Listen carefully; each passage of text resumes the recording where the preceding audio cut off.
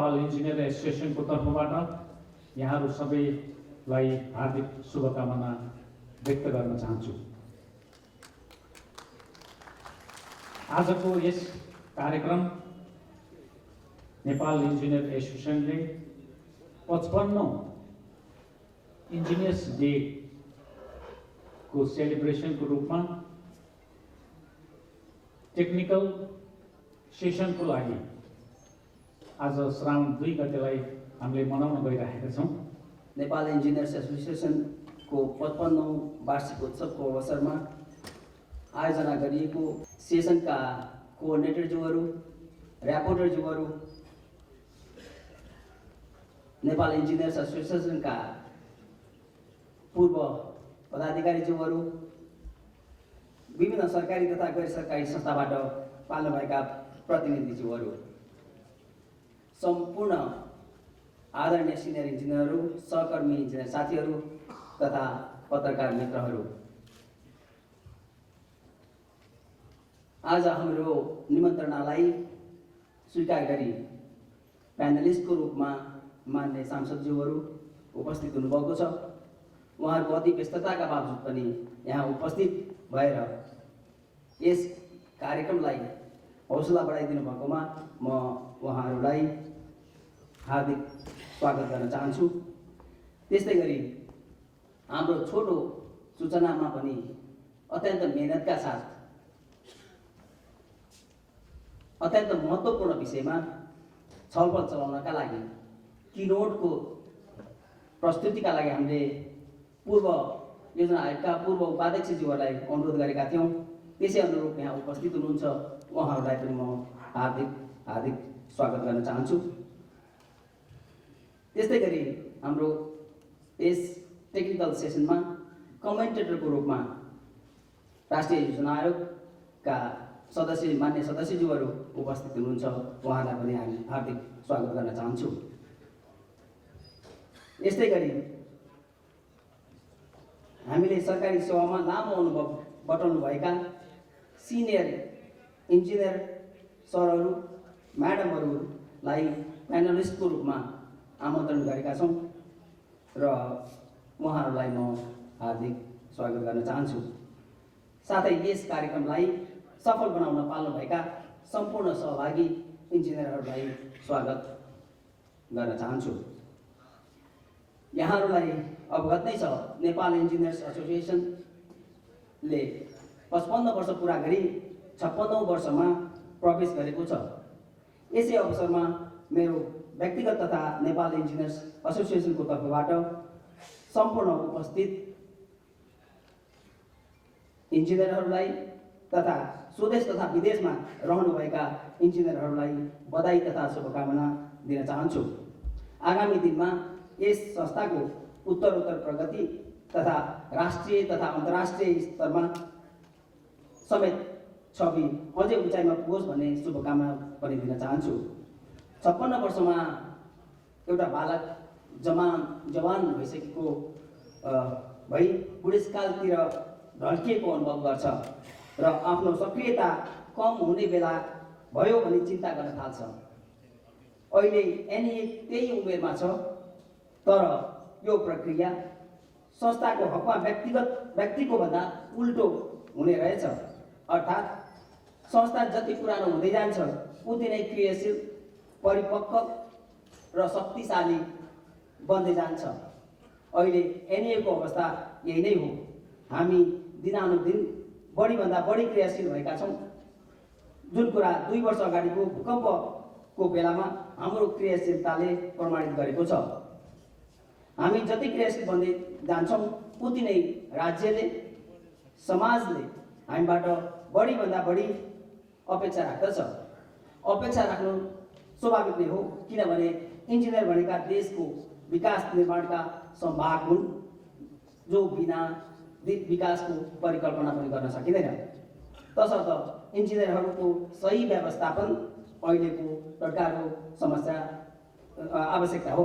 देश संहितामा रूपान्तरण हुँदैछ। संहितामा रूपान्तरण हुँदै गर्दा राज्यको प्रशासनिक, आर्थिक, सामाजिक रूपान्तरण हुन जरुरी छ। अन्यथा संहिता केवल नाममा मात्र सीमित र हुनेछ। संहितामा स्थानीय तहलाई बढी प्राथमिकतामा राखिएको हुन्छ। स्थानीय तहको विकास निर्माणका कामहरू स्थानीय निकाय आफैले गर्नुपर्ने हुन्छ, जसका लागि इन्जिनियर बिना सम्भव छैन। जति बजेट पठायौँ भने तापनि खर्च गर्ने सामर्थ्य रहँदैन। स्थानीय तहमा इन्जिनियरहरूलाई पठाउँदै गर्दा त्यहाँका सङ्गठन संरचना, इन्जिनियरको व्यवस्थापन, सेवा सुविधा, वृत्ति विकास, सरुवा बढुवाका विषयहरू साथै विकास निर्माणका लागि उपयुक्त प्रविधिको विकास र प्रयोगका लागि समयानुकूल तालिमको व्यवस्था र विकास निर्माण गर्दा पर्न सक्ने आर्थिक, सामाजिक र वातावरणीय प्रभाव लगायतका धेरै विषयहरूलाई हाल अन्योलको अवस्थामा छन्, जुन विषय तत्काल टुङ्ग्याउन जरुरी छ। यस विषयलाई मनन गरी नेपाल इन्जिनियर्स एसोसिएसनले स्थानीय तहको पूर्वाधार विकासमा इन्जिनियर भन्ने मूल नारा सहित यो टेक्निकल सेमिनारको आयोजना गरेको विषय जानकारी गराउन चाहन्छु। यस सेमिनारको पहिलो सत्रमा सङ्गठन संरचनाको विकास र सुशासन, दोस्रो सत्रमा प्रविधिको व्यवस्थापन र विकास र तेस्रो सत्रमा सामाजिक, आर्थिक, वातावरण र जलवायु परिवर्तन सम्बन्धी विषयलाई स्थानीय तहको विकास निर्माणमा इन्टिग्रेटेड एप्रोचमा कसरी अगाडि लानुपर्छ, लैजाँदा उपयुक्त हुन्छ भनी यकिन गर्न तीनवटा विषयमा विज्ञज्यूबाट कार्यपत्र किनोटको रूपमा प्रस्तुत हुनेछन्। उक्त किनोटमा एकजना हाम्रा राष्ट्रिय योजनाका मान्य सदस्यज्यूबाट कमेन्ट प्रस्तुत हुनेछ र 3 जना अनुभवी प्यानलिस्टहरूबाट आफ्नो धारणा व्यक्त गर्नुहुनेछ। त्यसपछि छलफलका लागि हामीले फ्लोर ओपन गरिनेछ, जसमा सहभागीहरूले आफ्नो ओपिनियन, कमेन्ट, जिज्ञासा, आफ्ना अब्जर्भेसनहरू आदि राख्न सक्नुहुनेछ। यसपटक स्थानीय तहका विषयलाई समेत समेट्न आवश्यक ठानी हाम्रा क्षेत्रीय च्याप्टरहरूमा समेत यस विषयमा छलफल चलाइएको छ। उक्त छलफलमा केन्द्रबाट पनि प्रतिनिधित्व गरिएको छ। केन्द्र र क्षेत्र स्तरमा उठेका विषयलाई भोलिको बिहानको भ्यालिडेटरी सेसनमा अझै विस्तृत छलफल गरी निचोडमा पुगिनेछ। सो निचोडलाई कार्यान्वयन गर्न सुझाव र दबावको रूपमा सामान्य प्रधानमन्त्रीको भोलिको उपस्थितिमा प्रस्तुत गरी नेपाल सरकारलाई पेश गरिनेछ, जसले गर्दा अलमलमा परिरहेको स्थानीय तहको रूपान्तरण र विकास निर्माणको कार्यलाई निकास दिनेछ। हाम्रा सुझावले इन्जिनियरहरूको व्यवस्थापनमा वैज्ञानिक आधार खडा गरी इन्जिनियरहरू स्थानीय तहमा गई सहज रूपमा काम गर्ने वातावरण बन्ने कुरामा हामी विश्वस्त छौँ। यस कार्यमा सम्पूर्ण इन्जिनियरहरूको भूमिका अत्यन्त महत्त्वपूर्ण हुने हुँदा यस सेमिनारमा यहाँको सक्रिय सहभागिताको लागि अनुरोध गर्न चाहन्छु। हाम्रा किनोट प्रस्तोता, सेसन चेयर, कमेन्टेटर, पेनलिस्ट तथा सम्पूर्ण सहभागी इन्जिनियरहरूलाई स्वागत गर्दै इन्जिनियर दिवसको अवसरमा बधाई र तथा शुभकामना दिँदै बिदा हुन्छु। धन्यवाद।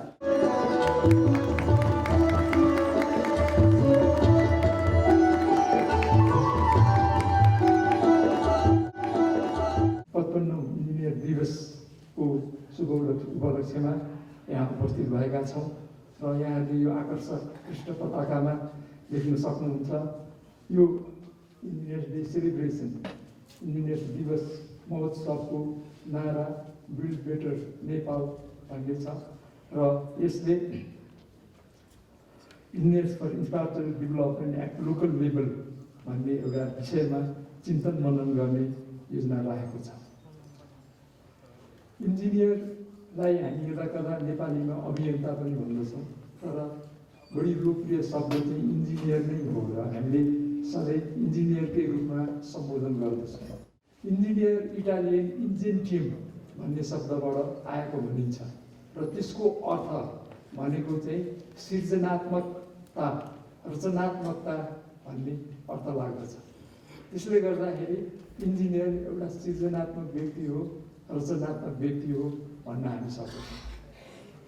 र हामीले इन्जिनियरिङ साहित्यको अध्ययन गर्दाखेरि यो शब्द अङ्ग्रेजीमा प्रयोग सन् 1325 भएको भन्ने चाहिँ पढ्न पाउँछौँ।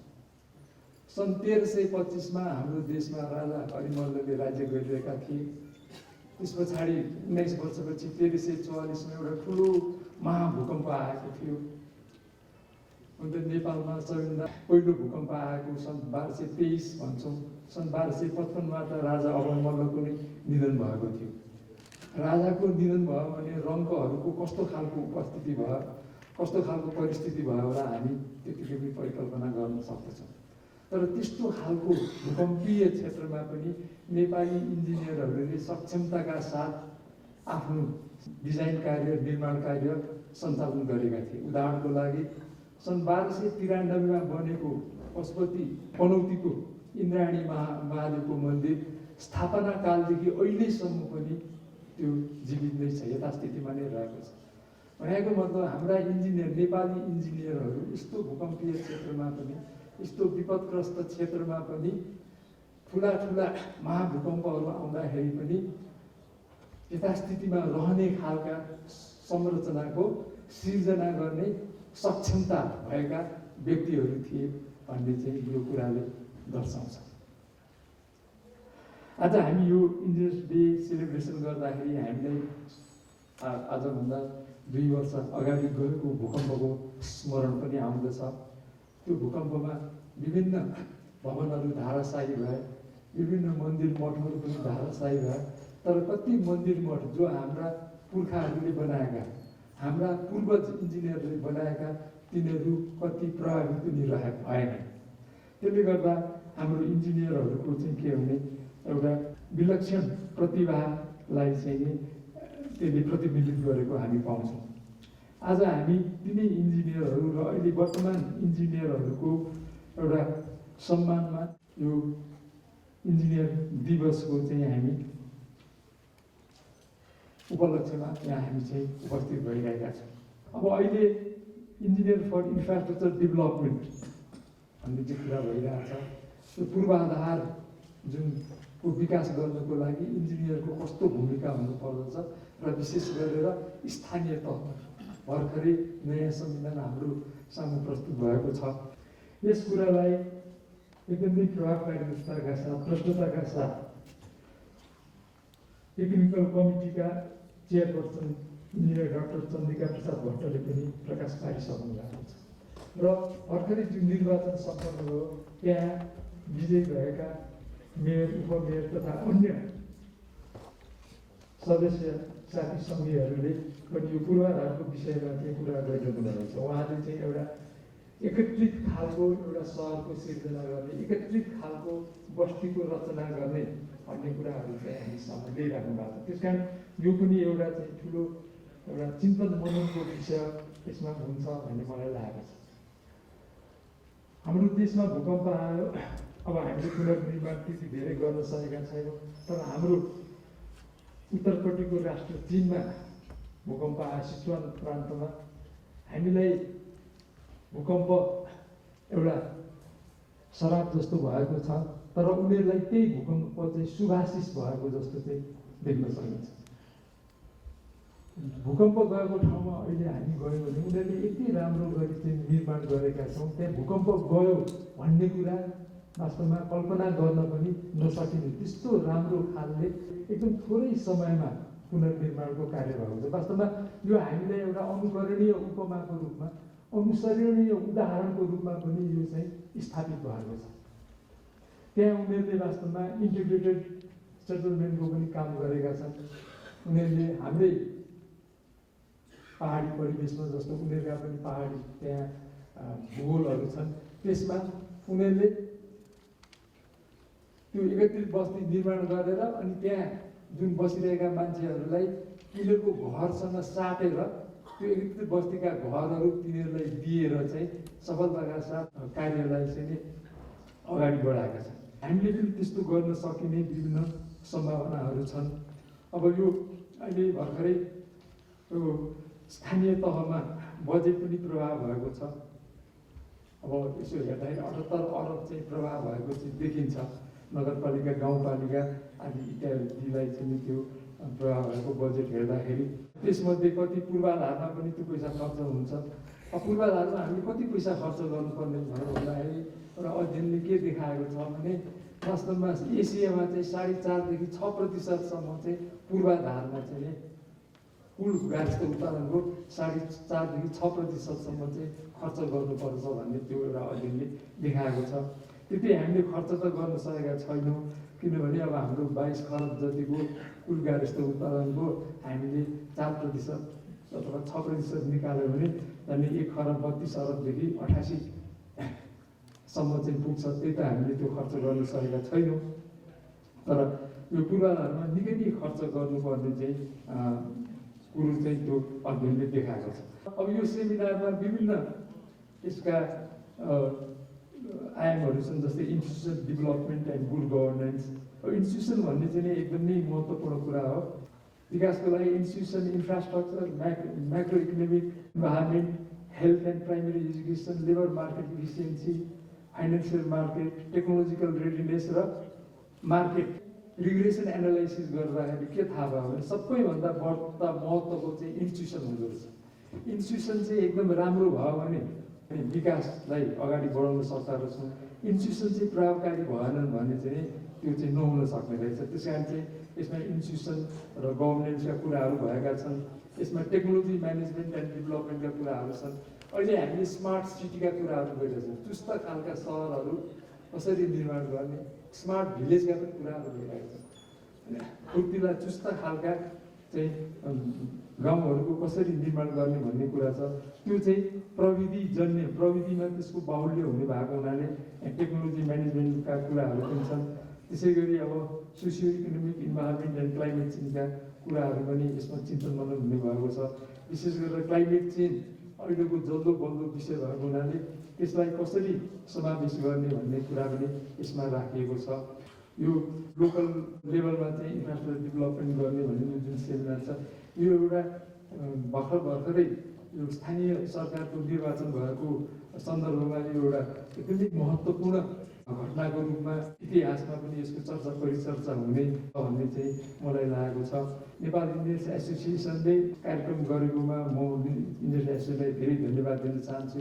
नेपाल इन्जिनियर्स एसोसिएसनले आफ्नो स्थापना कालदेखि नै विभिन्न प्रभावकारी कामहरू गरेको छ र विशेष गरेर यो अहिले भर्खरै भूकम्प आएपछि नेपाल इन्जिनियर्स एसोसिएसनले मानिसहरूका घरमा गएर द्वारमा गएर कस्तो घरमा बस्न ठिक हुन्छ, कस्तो घरमा बस्न बेठिक हुन्छ भनेर दुःखको घडीमा जुन एउटा महत्त्वपूर्ण एउटा सेवा प्रदान गरेको छ, एउटा नयाँ खालको सन्देश चाहिँ समाजमा चाहिँ प्रभाव गरेको छ। इन्जिनियर्सहरूको एउटा सामाजिक प्रतिष्ठा प्रगाढ रूपमा चाहिँ स्थापित भएको छ। त्यस पछाडि झन् प्रखरताका साथ, झन् सशक्तताका साथ यसले कार्यक्रमहरूलाई अगाडि ल्याइरहेको छ। भविष्यमा पनि यी कार्यक्रमहरूलाई नेपाल इन्जिनियर्स एसोसिएसनले बढावा दिनेछ। यसलाई झन् प्रभावकारिताका साथ अगाडि बढाउनेछ भन्ने मलाई लागेको छ। यदि भन्दै यो यस्तो महत्त्वपूर्ण कार्यक्रममा मलाई केही बोल्ने यसरी अवसर दिनुभएकोमा म नेपाल इन्जिनियर्स एसोसिएसनलाई धेरै धन्यवाद दिन चाहन्छु। यति भन्दै म यहाँहरू सबैलाई धन्यवाद दिँदै मेरो मन्तव्य यही समाप्त गर्छु। धन्यवाद।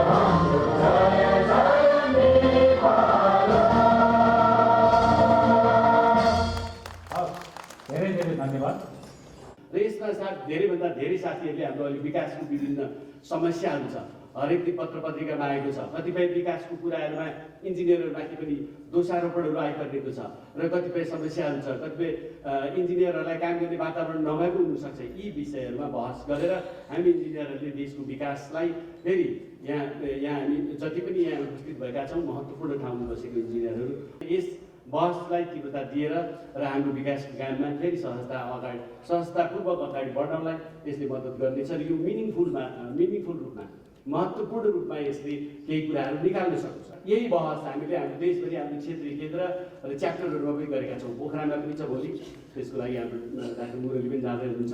यसभन्दा अगाडि वीरगञ्ज, हेटौडा, जनकपुर र भरतपुर च्याप्टरले पनि सँगसँगै गरेको थियो र आजै फेरि विराटनगर च्याप्टरले गर्दैछ। यही बहस हामी इन्जिनियरहरूले देशभरि गरेर हामीले यो सबै जम्मा पारेर भोलि त्यसलाई कम्पाइल गरेर प्रधानमन्त्रीज्यूलाई दिन्छौँ र रिपोर्टको रूपमा हामी प्रस्तुत गर्छौँ र हामी सुझावहरू पनि दिन्छौँ। यही कुराहरूलाई अगाडि बढाउनुको लागि हामीले यसलाई यो आजको उद्घाटन कार्यक्रमलाई छोटो बनाएका छौँ र अरू साथीहरू आगामी सत्रमा फेरि आफ्नो प्रखर विचारहरू राखेर यसलाई महत्त्वपूर्ण रूपमा हाम्रो यो 55औं इन्जिनियर दिवसलाई सार्थक रूपमा मनाउनेछौँ। यसको लागि सम्पूर्ण उपस्थित इन्जिनियरहरूको सहयोग अपेक्षा गर्दै आजको यो हाम्रो संक्षिप्त उद्घाटन कार्यक्रम यही समाप्त भएको घोषणा गर्न चाहन्छु। धन्यवाद।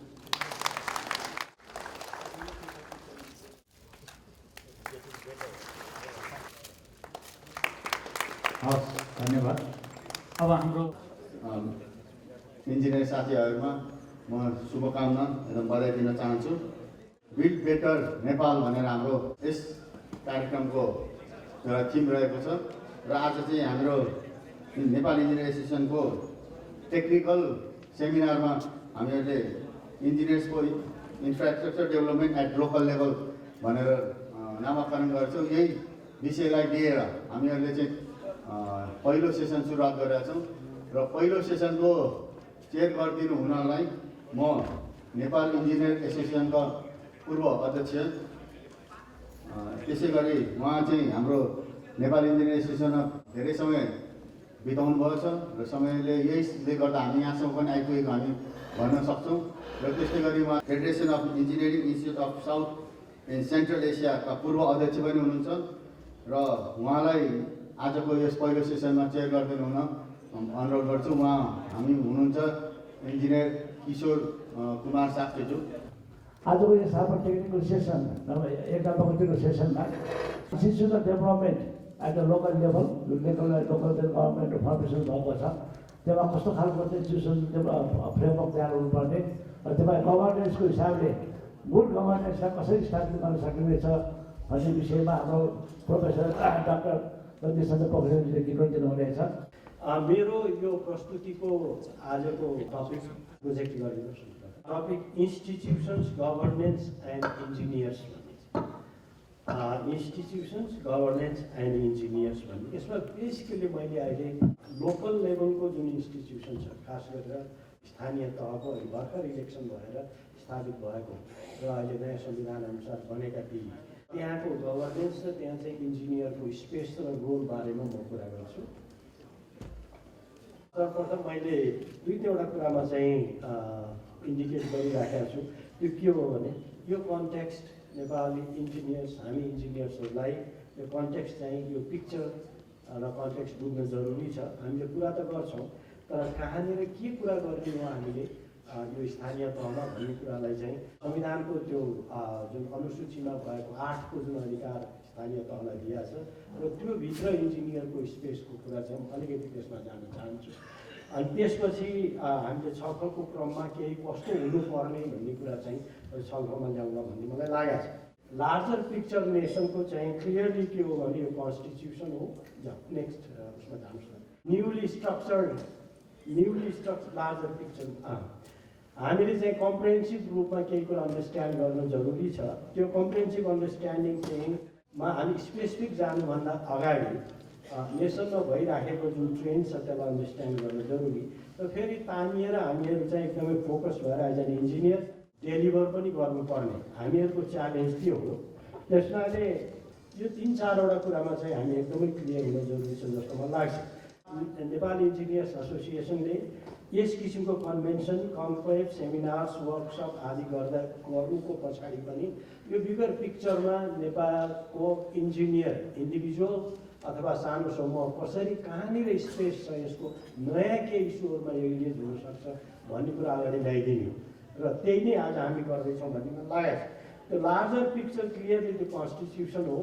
त्यो कन्स्टिट्युसन नयाँ कन्स्टिट्युसन बनेको छ र न्युली स्ट्रक्चर्ड स्टेट हाम्रो जुन राज्य छ न्युली स्ट्रक्चर छ र गभर्मेन्टको पनि स्वरूप चेन्ज भएको छ।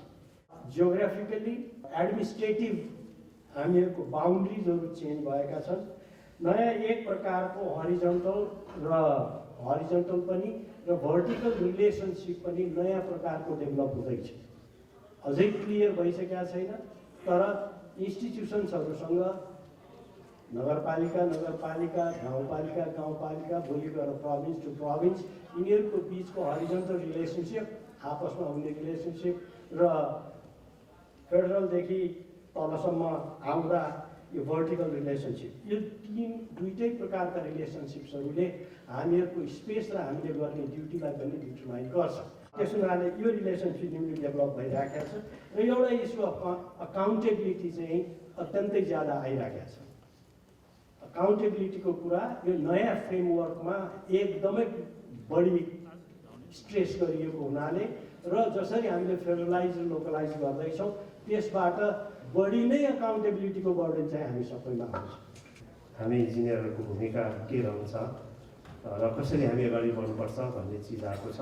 केही कुराहरू अहिले पनि संविधानमा स्थानीय सरकार, प्रदेश सरकार र केन्द्र सरकार बिचमा चाहिँ रिसोर्सेसको बाँडफाँड चाहिँ कसरी गर्ने भन्ने कुरामा संविधानमा त्यतिखेर संविधान खोल्ने बेलामा हामीहरू विभिन्न छलफलमा सहभागी हुँदाखेरि अहिलेलाई केही कुराहरू चाहिँ रिसोर्सेसहरूलाई चाहिँ कोड मात्रै गरिराखौँ, पछि चाहिँ कानुन बन्दाखेरि त्यसमा चाहिँ कानुन नियमावली नीतिहरू बन्दाखेरि चाहिँ त्यसलाई स्पष्ट गर्दै जाने भन्ने कुराहरूको आधारमा पनि संविधानमा एकदमै त्यो ब्रडर खाका मात्रै कोरेको छ र त्योभित्र अझै स्पेसिफिक रूपमा जान बाँकी नै छ। त्यसकारण आगामी दिनमा अझै पनि त्योभित्र हामी सबै साथीहरूको रुल्स रेस्पोन्सिबिलिटी अझै बढ्दै जान्छ भन्ने मलाई लाग्छ। विशेष त यो मैले एउटा फिल्डमा काम गर्ने इन्जिनियरदेखि लिएर एउटा संसदमा पुगेर त्यहाँ चाहिँ नीति निर्माण गर्ने, संविधान निर्माण गर्ने, कानुन निर्माण गर्ने तहसम्म पुग्दाखेरि मेरो अनुभव के छ भन्दाखेरि वास्तवमा यो मुलुकमा हाम्रा अग्रज नेताहरूले राजनैतिक परिवर्तनहरू धेरै गर्नुभयो, उहाँहरूले धेरै खालका चाहिँ व्यवस्थाहरूमा परिवर्तन गर्न सफल हुनुभयो, तर सामाजिक परिवर्तन, आर्थिक परिवर्तन र विकासको परिवर्तन ल्याउन चाहिँ अझै पनि हामीमा त्यो चुनौती बाँकी छ। लकिली डाक्टर साहबको अन्तिमको स्लाइडमा गुड लक भन्नुभएको छ, वास्तवमा हामी सबैको गुड लकको समय पनि सुरु भएको छ र लकिली अहिले यो विकेन्द्रीकृत शासन प्रणालीको धाराअनुसार स्थानीय सरकार, लोकल गभर्मेन्टलाई एउटा कम्प्लिट गभर्मेन्टको कार्यपालिका, न्यायपालिका र व्यवस्थापिकाको अधिकार समेत सम्पन्न एउटा चाहिँ लोकल गभर्मेन्टको अवधारणामा आइपुग्दाखेरि चाहिँ हामीले कतिपय कुराहरू केन्द्रमा राख्न नसक्ने कुराहरू, केन्द्रमा बसेर गर्न नसक्ने कुराहरू स्थानीय निकायमा गएर चाहिँ हामी स्थानीय सरकार त्यहाँ कानुन बनाउँदाखेरि, नीति निर्माण गर्दाखेरि चाहिँ हामीले बनाउन सक्ने हुनाले पनि वास्तवमा त्यहाँ हामी इन्जिनियरहरूको रोल चाहिँ धेरै ठुलो रहन्छ र हामीले त्यहाँ आफ्ना कार्यकुशलता त्यहाँ प्रदर्शन गर्न सक्ने ठाउँहरू छन्। इन्जिनियरहरूको चाहिँ उच्च शिर राखेर हामी गर्वका साथ चाहिँ इन्जिनियर भएर काम गर्ने चाहिँ अवसर पाओस् भन्ने सफलताका सहितको कामना सहित आफ्नो कुरा यति नै हुन्छु। धन्यवाद। सर्वप्रथम त म चाहिँ इन्जिनियरिङ एसोसिएसनलाई धन्यवाद दिन चाहन्छु कि मलाई कमेन्टरको रूपमा यहाँ प्रस्तुत गर्नु पाउँदा र साँच्चै मैले भन्ने गरिरहेको छु कि हामी साँच्चै डेभलप गर्न चाहेका छौँ त सायद हामी विकास गर्न चाहेको भए त पक्कै पनि विकास हुन्छ। हामी भन्छौँ विकास गर्न चाहन्छौँ, तर विकास चाहिँ गर्ने कसरी भने पनि हामीलाई थाहा छ, तर त्यो बाटोमा हामी कहीँ पनि लागिरहेका छैनौँ। आज पनि विकास कसरी गर्नुपर्छ, इन्जिनियरको रोल के हुनुपर्छ, इन्जिनियरको रोल सेप चाहिँ स्पेस कहाँ लिनुपर्छ, इन्जिनियर कसरी लिडरसिप दिन्छ, सबै अपर्च्युनिटी इन्जिनियर्समा छ। अब एउटा समस्या के हुनसक्छ भने यो लोकल लेभलमा हामी कतिजना इन्जिनियरलाई चाहिँ इम्प्लोय गर्ने त यहाँ त हामीले देख्यौँ माइनिङ पनि उनीहरूको हातमा छ लोकल लेभलमै। मेगा सिटी अथवा smart city, beautiful city irrigation, एग्रिकल्चरको लागि, रोड्स एन्ड ट्रान्सपोर्टेसन, भनौँ न जे जति भने पनि इन्जिनियरमा हुनु पनि सबै उनीहरूको अधिकार छ भन्ने मैले देखेँ। त्यसलाई कतिजना इन्जिनियर चाहिन्छ त? एउटा नगरपालिकामा अथवा गाउँपालिकामा अथवा महानगरपालिकामा त्यो कसरी त्यसलाई चाहिँ व्यवस्थित गर्ने? यहाँहरू सबै सम्पूर्ण इन्जिनियर साथीहरूले चाहिँ भनिदिनु पऱ्यो कतिजना इन्जिनियर चाहिन्छ त? साथसाथै कुन लेभलमा राख्ने त? अब त्यो पनि हामीले सजेस्ट गर्नु सक्नुपर्छ जस्तो लाग्छ मलाई। अन्यथा त के सोचिरहेको छ भने एउटा नगरपालिकामा गाउँपालिकामा एउटा इन्जिनियर राख्ने, 2टा ओभरसियर राख्ने र 4-5जना त्यहाँ काम गर्ने चाहिँ कर्मचारी राखेर एउटा नगरपालिका गाउँपालिकामा चाहिँ 11जना चाहिँ राख्ने चाहिँ किसिमको चाहिँ कन्सेप्ट हाम्रो साथीहरूमा छलफल हुँदाखेरि मैले त्यो पाइरहेको छु। यो 11जना हामीले त्यहाँ पठाइसकेपछि सम्भव होला त? जुन किसिमबाट हामीले विकास गर्न खोजिरहेको छ। अर्को कुरा के भयो, रिसोर्स चाहिँ एकदम लिमिटेड छ।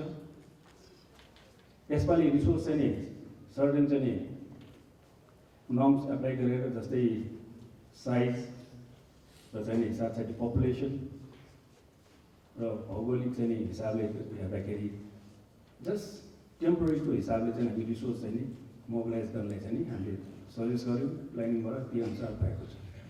तर त्यो रिसोर्सले साँच्चै पुग्छ त? एउटा नगरपालिकामा अथवा गाउँपालिकामा 25 करोड नेपाल सरकारबाट अनुदान जाने मिनिमममा, म्याक्सिमम त अरूभन्दा पनि पाउँछ। के त्यो पैसाले सम्भव छ त? अब त्यसमा इन्जिनियरले कसरी सोच्ने त पैसा ल्याउने भनेर? किनभने पैसा बिना चाहिँ नि सम्भव छ र डेभलप हुनु? त्यसमा हामीले सोच्नुपर्छ लाग्छ। हामी त्यसमा चाहिँ नि डिस्कस गर्नुपर्छ लाग्छ मलाई थपमा। अन्यथा के भयो भने इन्जिनियर्सहरू त्यहाँ गए पनि जहाँ गए पनि काम नपाएपछि उल्टो चाहिँ हामीले नि अलिकति अप्ठ्यारो पर्ने हो कि सायद चाहिँ इन्जिनियरले सबै काम गर्नुपर्ने हो कि एउटा इन्जिनियर पठाएको खण्डमा?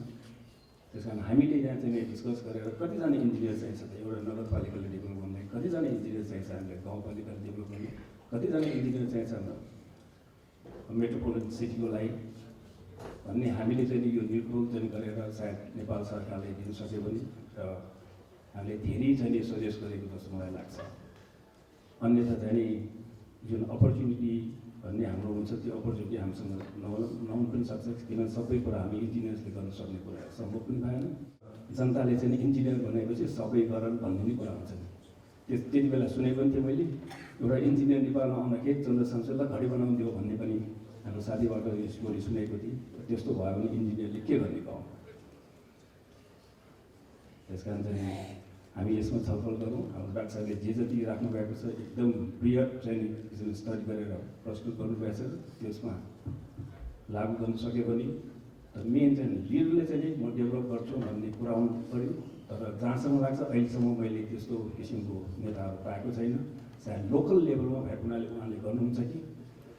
अनि अर्को कुरा के भयो भने मेनमा चाहिँ नि एउटा छ केन्द्रमा शासन, अनि प्रोभिजन्सले 7वटा छ।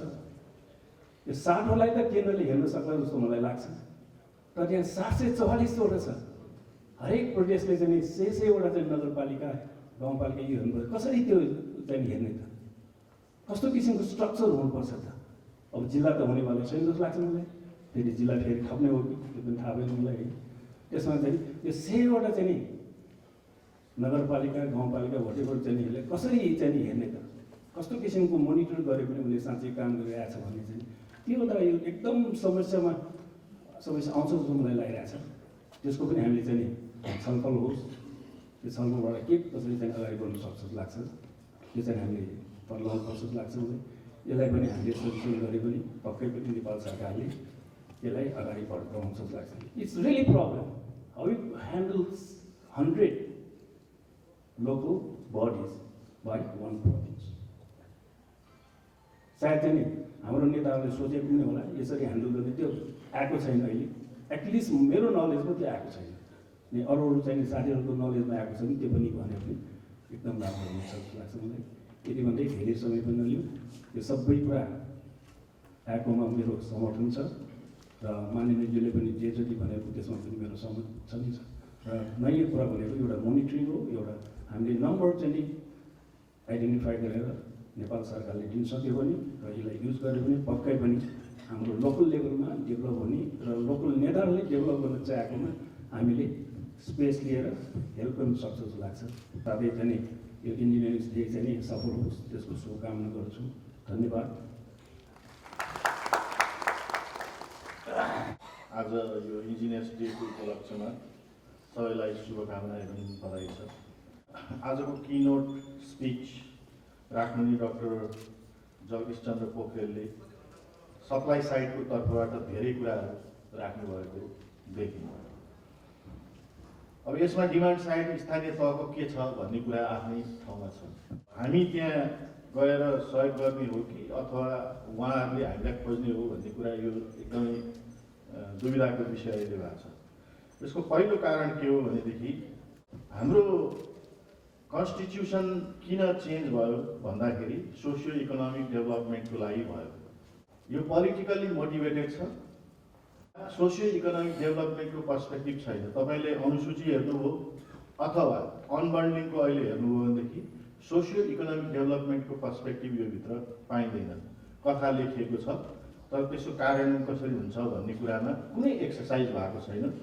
प्रदेशहरू कतिवटा बनाउने भन्ने कुरामा पनि त्यो सोचिएन। स्थानीय तह कतिवटा बनाउने भन्ने कुरामा पनि त्यो सोचिएन। अब हामी स्टार्ट चाहिँ फल्टबाट गरेका छौँ। फाउन्डेसन विक भयो भने त्यो भवन, म चाहिँ अहिले भवन विभाग पनि हेर्ने भएर त्यो त्यति टिक्छ जस्तो मलाई लाग्दैन। तर त्यसो भनिरहँदा हाम्रो सामाजिक दायित्व, हाम्रो नागरिक दायित्व र नेपाल सरकारको एउटा जिम्मेवार कर्मचारी भएको हिसाबले हाम्रो दायित्व के रहन्छ भने यो कन्स्टिट्युसनमा भएका प्रोभिजनहरूलाई सफलतापूर्वक कार्यान्वयन कसरी गर्ने। तर मैले पहिल्यै भनिसकेँ, वार्निङबाट सुरु गरेँ कि होल प्रोसेस नै फल्टी छ। यहाँ इकोनोमिक डेभलपमेन्टको कुरालाई सेन्टरमा राखेर एडमिनिस्ट्रेटिभ यो जियोग्राफिकल रिस्ट्रक्चरिङहरू भएको छैन। अहिले हामी गुलरिया जस्तो म्युनिसिपालिटी जहाँ जम्मा एउटा सब इन्जिनियर पनि राख्न सकेका छैन त्यो म्युनिसिपालिटीले आफ्नो रिसोर्सबाट, त्यहाँ 1 अरब गरेर 2 अरबको चाहिँ कन्ट्र्याक्ट आउट गरेका छौँ। त्यो त्यहाँको ह्युमन रिसोर्सले थ्याक्न सक्छ, प्रोक्युरमेन्ट गर्न सक्छ, कन्ट्र्याक्ट म्यानेजमेन्ट गर्न सक्छ, क्वालिटी लिन सक्छ, रिजल्ट दिन सक्छ। त्यसैले के हो त स्ट्रक्चर, स्केल के हो? इन्भेस्टमेन्टको स्केलसँग टाइअप गरेर पनि प्रदेशको रोल, केन्द्रको रोल र गाउँको रोल, स्थानीय तहको रोललाई डिफाइन गर्नुपर्छ। रिसोर्ससँग जहिलेसम्म टाइअप गरिँदैन हाम्रो संविधान जस्तै हुन्छ। हाम्रो संविधानलाई सफल पार्नको लागि पनि हामीले हरिजेन्टल मोबिलिटी र भर्टिकल मोबिलिटी यो जुन आइरहेको छ समायोजन विधेयक, त्यो समायोजन विधेयकमा यो कुराहरू हुनै पर्छ। एक तह बढुवा बरु इम्पोर्टेन्ट छैन। हरिजेन्टल मोबिलिटी र भर्टिकल मोबिलिटीको कुरा चाहिँ एकदम हुनैपर्छ भन्ने कुराहरू म यहाँ राख्न चाहन्छु। कन्डिसनल, भर्टिकल र होरिजेन्टल मोबिलिटी हुनुपर्छ। यति नै कुरा राखेँ, अलिकति समय लिएँ। धन्यवाद। आज इन्जिनियर्स डेको उपलक्ष्यमा सम्पूर्ण इन्जिनियर साथीहरूलाई मेरो आफ्नो तर्फबाट हार्दिक बधाई तथा शुभकामना। अब मैले चाहिँ के राख्ने भन्ने विषयमा अलिक सोच्नुपर्ने जस्तो लाग्यो। वास्तवमा हामी जुनसुकै लेभलमा काम गर्नु परे तापनि सङ्घमा अथवा प्रदेशमा अथवा लोकल लेभलमा जुन ठाउँमा बसेर काम गरे पनि हामीले इन्जिनियर भएरै काम गर्ने हो। हाम्रो अगाडि अहिले थुप्रै च्यालेन्जेसहरू आइपरेका छन्। सबैभन्दा पहिलो हामी लिमिटेड इन्जिनियर्सहरूको रिसोर्सको बाँडफाँड कसरी गर्ने भन्ने विषयमा नै प्रमुख चाहिँ चुनौती छ जस्तो मलाई लाग्छ।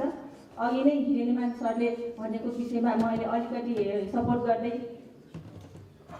सङ्घ, प्रदेश र लोकल लेभलमा हामी बाँडफाँड हुनको लागि कति इन्जिनियर्सहरूको आवश्यकता छ यो विषयमा हामीले अलिकति होमवर्क गर्नुपर्छ कि जस्तो मलाई पनि लागेको छ।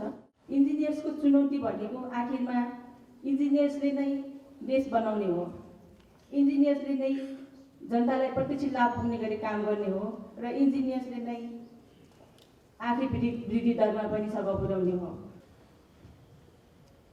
यसरी भनिराख्दाखेरि हामीले विगतलाई पनि अलिकति सम्झनुपर्छ कि जस्तो लाग्छ। हामीले हरेक आर्थिक वर्षको अन्ततिर सुन्दै आइरहेका छौँ, भोग्दै आइरहेका छौँ।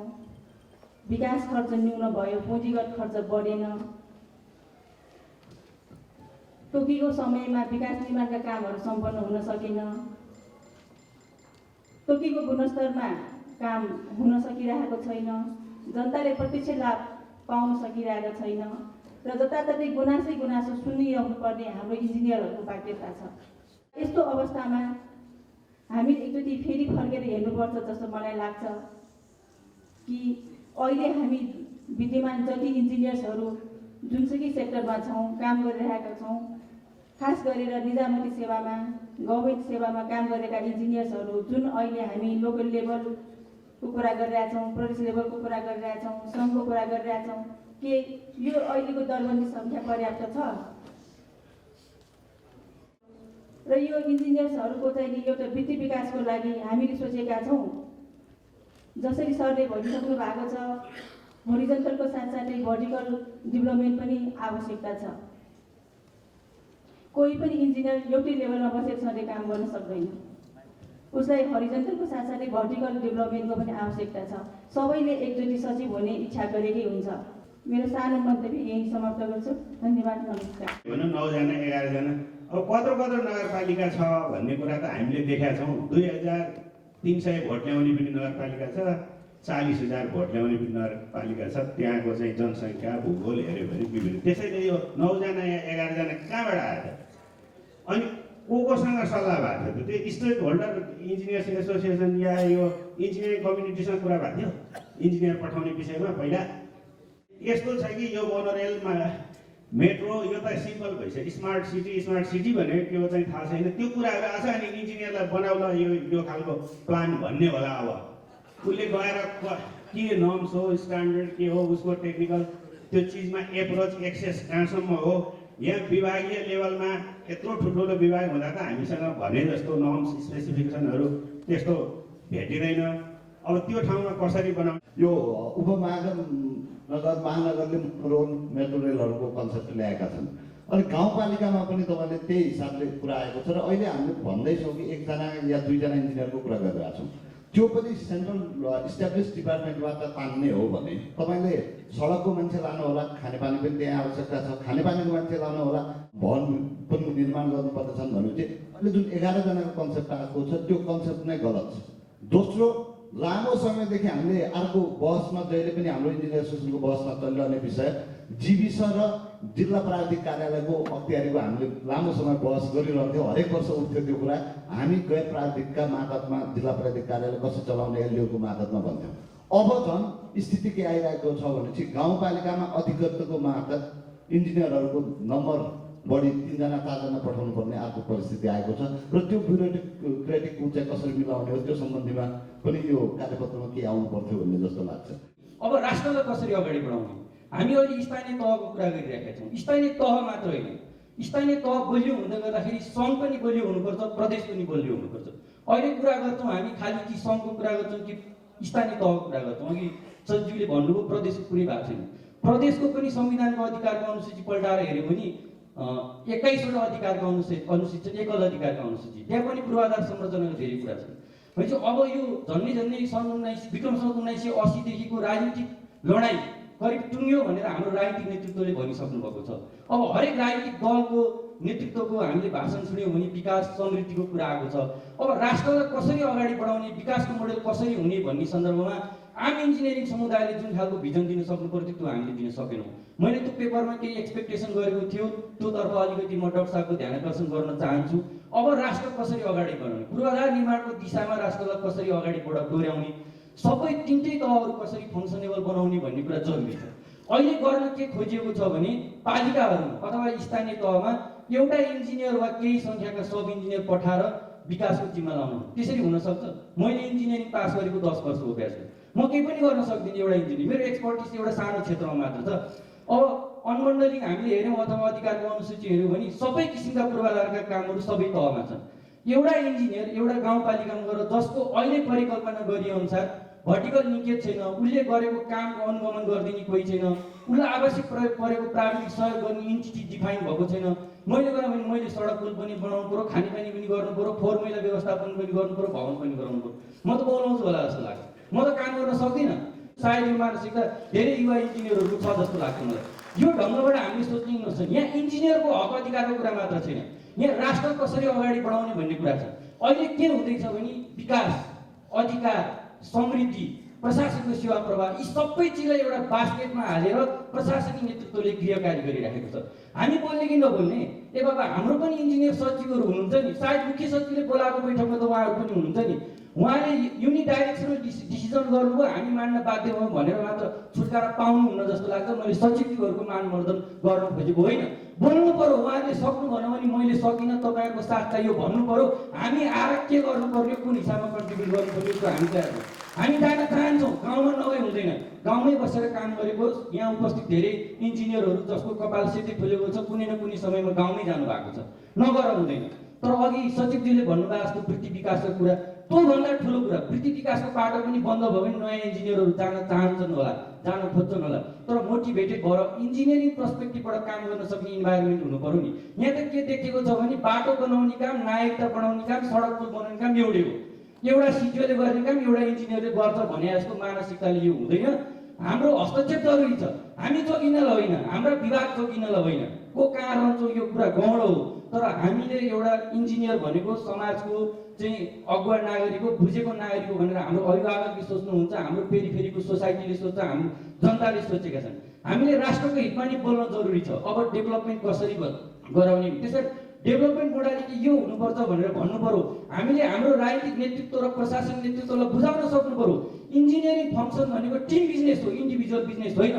त्यसकारण संस्थागत उपस्थिति जरुरी छ, त्यसको क्लियर कट भर्टिकल लिङ्केज जरुरी छ भन्ने कुरा चाहिँ यो हाम्रो यो 2 दिनको बहसबाट आउन सकोस्। त्यो निष्कर्ष हामीले राजनीतिक नेतृत्वलाई सुनाउन मात्र होइन, बुझाउन सकौँ। र म फेरि पनि अनुरोध गर्न चाहन्छु विशिष्ट महानुभावहरूलाई जो पोलिसी लेभलमा हुनुहुन्छ अथवा उहाँहरूको बोली बिच हाम्रो हस्तक्षेप जरुरी छ।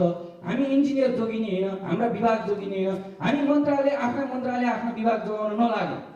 म त एकदम अनुरोध गर्न चाहन्छु, हामी राष्ट्र जोगाउन लागौँ। भोलिको पुस्ताको यो चाहिँ राज्य प्रोस्परस भएको, त्यो प्रोस्परस सिटीमा बस्न चाहने भोलिको पुस्ताको चाहनालाई, त्यो अधिकारलाई सुरक्षित गर्न पनि हाम्रो हस्तक्षेप जरुरी छ। धन्यवाद। विकासको मोडल हामी दिनलाई हामी अगाडि बढ्दै गएनौँ, एक कुरो यो।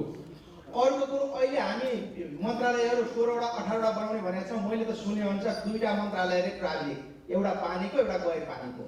के 2टा मन्त्रालयको भरले हामी 80% 70% बजेट चलाउनु, 2टा मन्त्रालय अनि बाँकी रहेको 16वटा प्रशासनिक मन्त्रालय चलाउने हो कि यो पहिला क्लियर हुनु पर्यो। 4 5 6 7 8 कति भन्ने कुरो हामीलाई क्लियर एउटा पिक्चर चाहियो। म एउटा दृष्टान्त, अत्यन्तै सान्दर्भिक दृष्टान्त जस्तो लाग्छ मलाई, दक्षिण कोरियाको दृष्टान्त त्यो बताउन चाहन्छु। दक्षिण कोरिया 1980s मा जब स्थानीय तह, अहिले हाम्रो स्थानीय तह जसरी ट्रान्सफर्म भइराखेको छ, त्यति बेला उनीहरूको विकासको मोडेल कस्तो थियो र 1 दशकमा विकासमा ठुलो फड्को कसरी मार्यो, आर्थिक वृद्धि दर 5 गुणा 10 गुणा कसरी बढायो, त्यो विषयमा म अलिकति दृष्टान्त बताउन चाहन्छु जसले हामीलाई पनि त्यसले केही पाठ सिकाउँछ जस्तो लाग्छ। सबभन्दा पहिला दक्षिण कोरियामा के गरिएछ भने प्राविधिक पोलिटिकल लिडर्स भनेको भिजन दिने हो र त्यो भिजनलाई रियालिटीमा कन्भर्ट गर्ने टेक्निकल लिडर हो। टेक्निकल लिडर भनेको इन्जिनियर्स हो। इन्जिनियर्सको पछाडि सपोर्टिङ स्टाफहरू हुनुपर्छ। सपोर्टिङ स्टाफ भनेको टेक्निकल म्यान पावर नै हुनुपर्छ, अरू थप।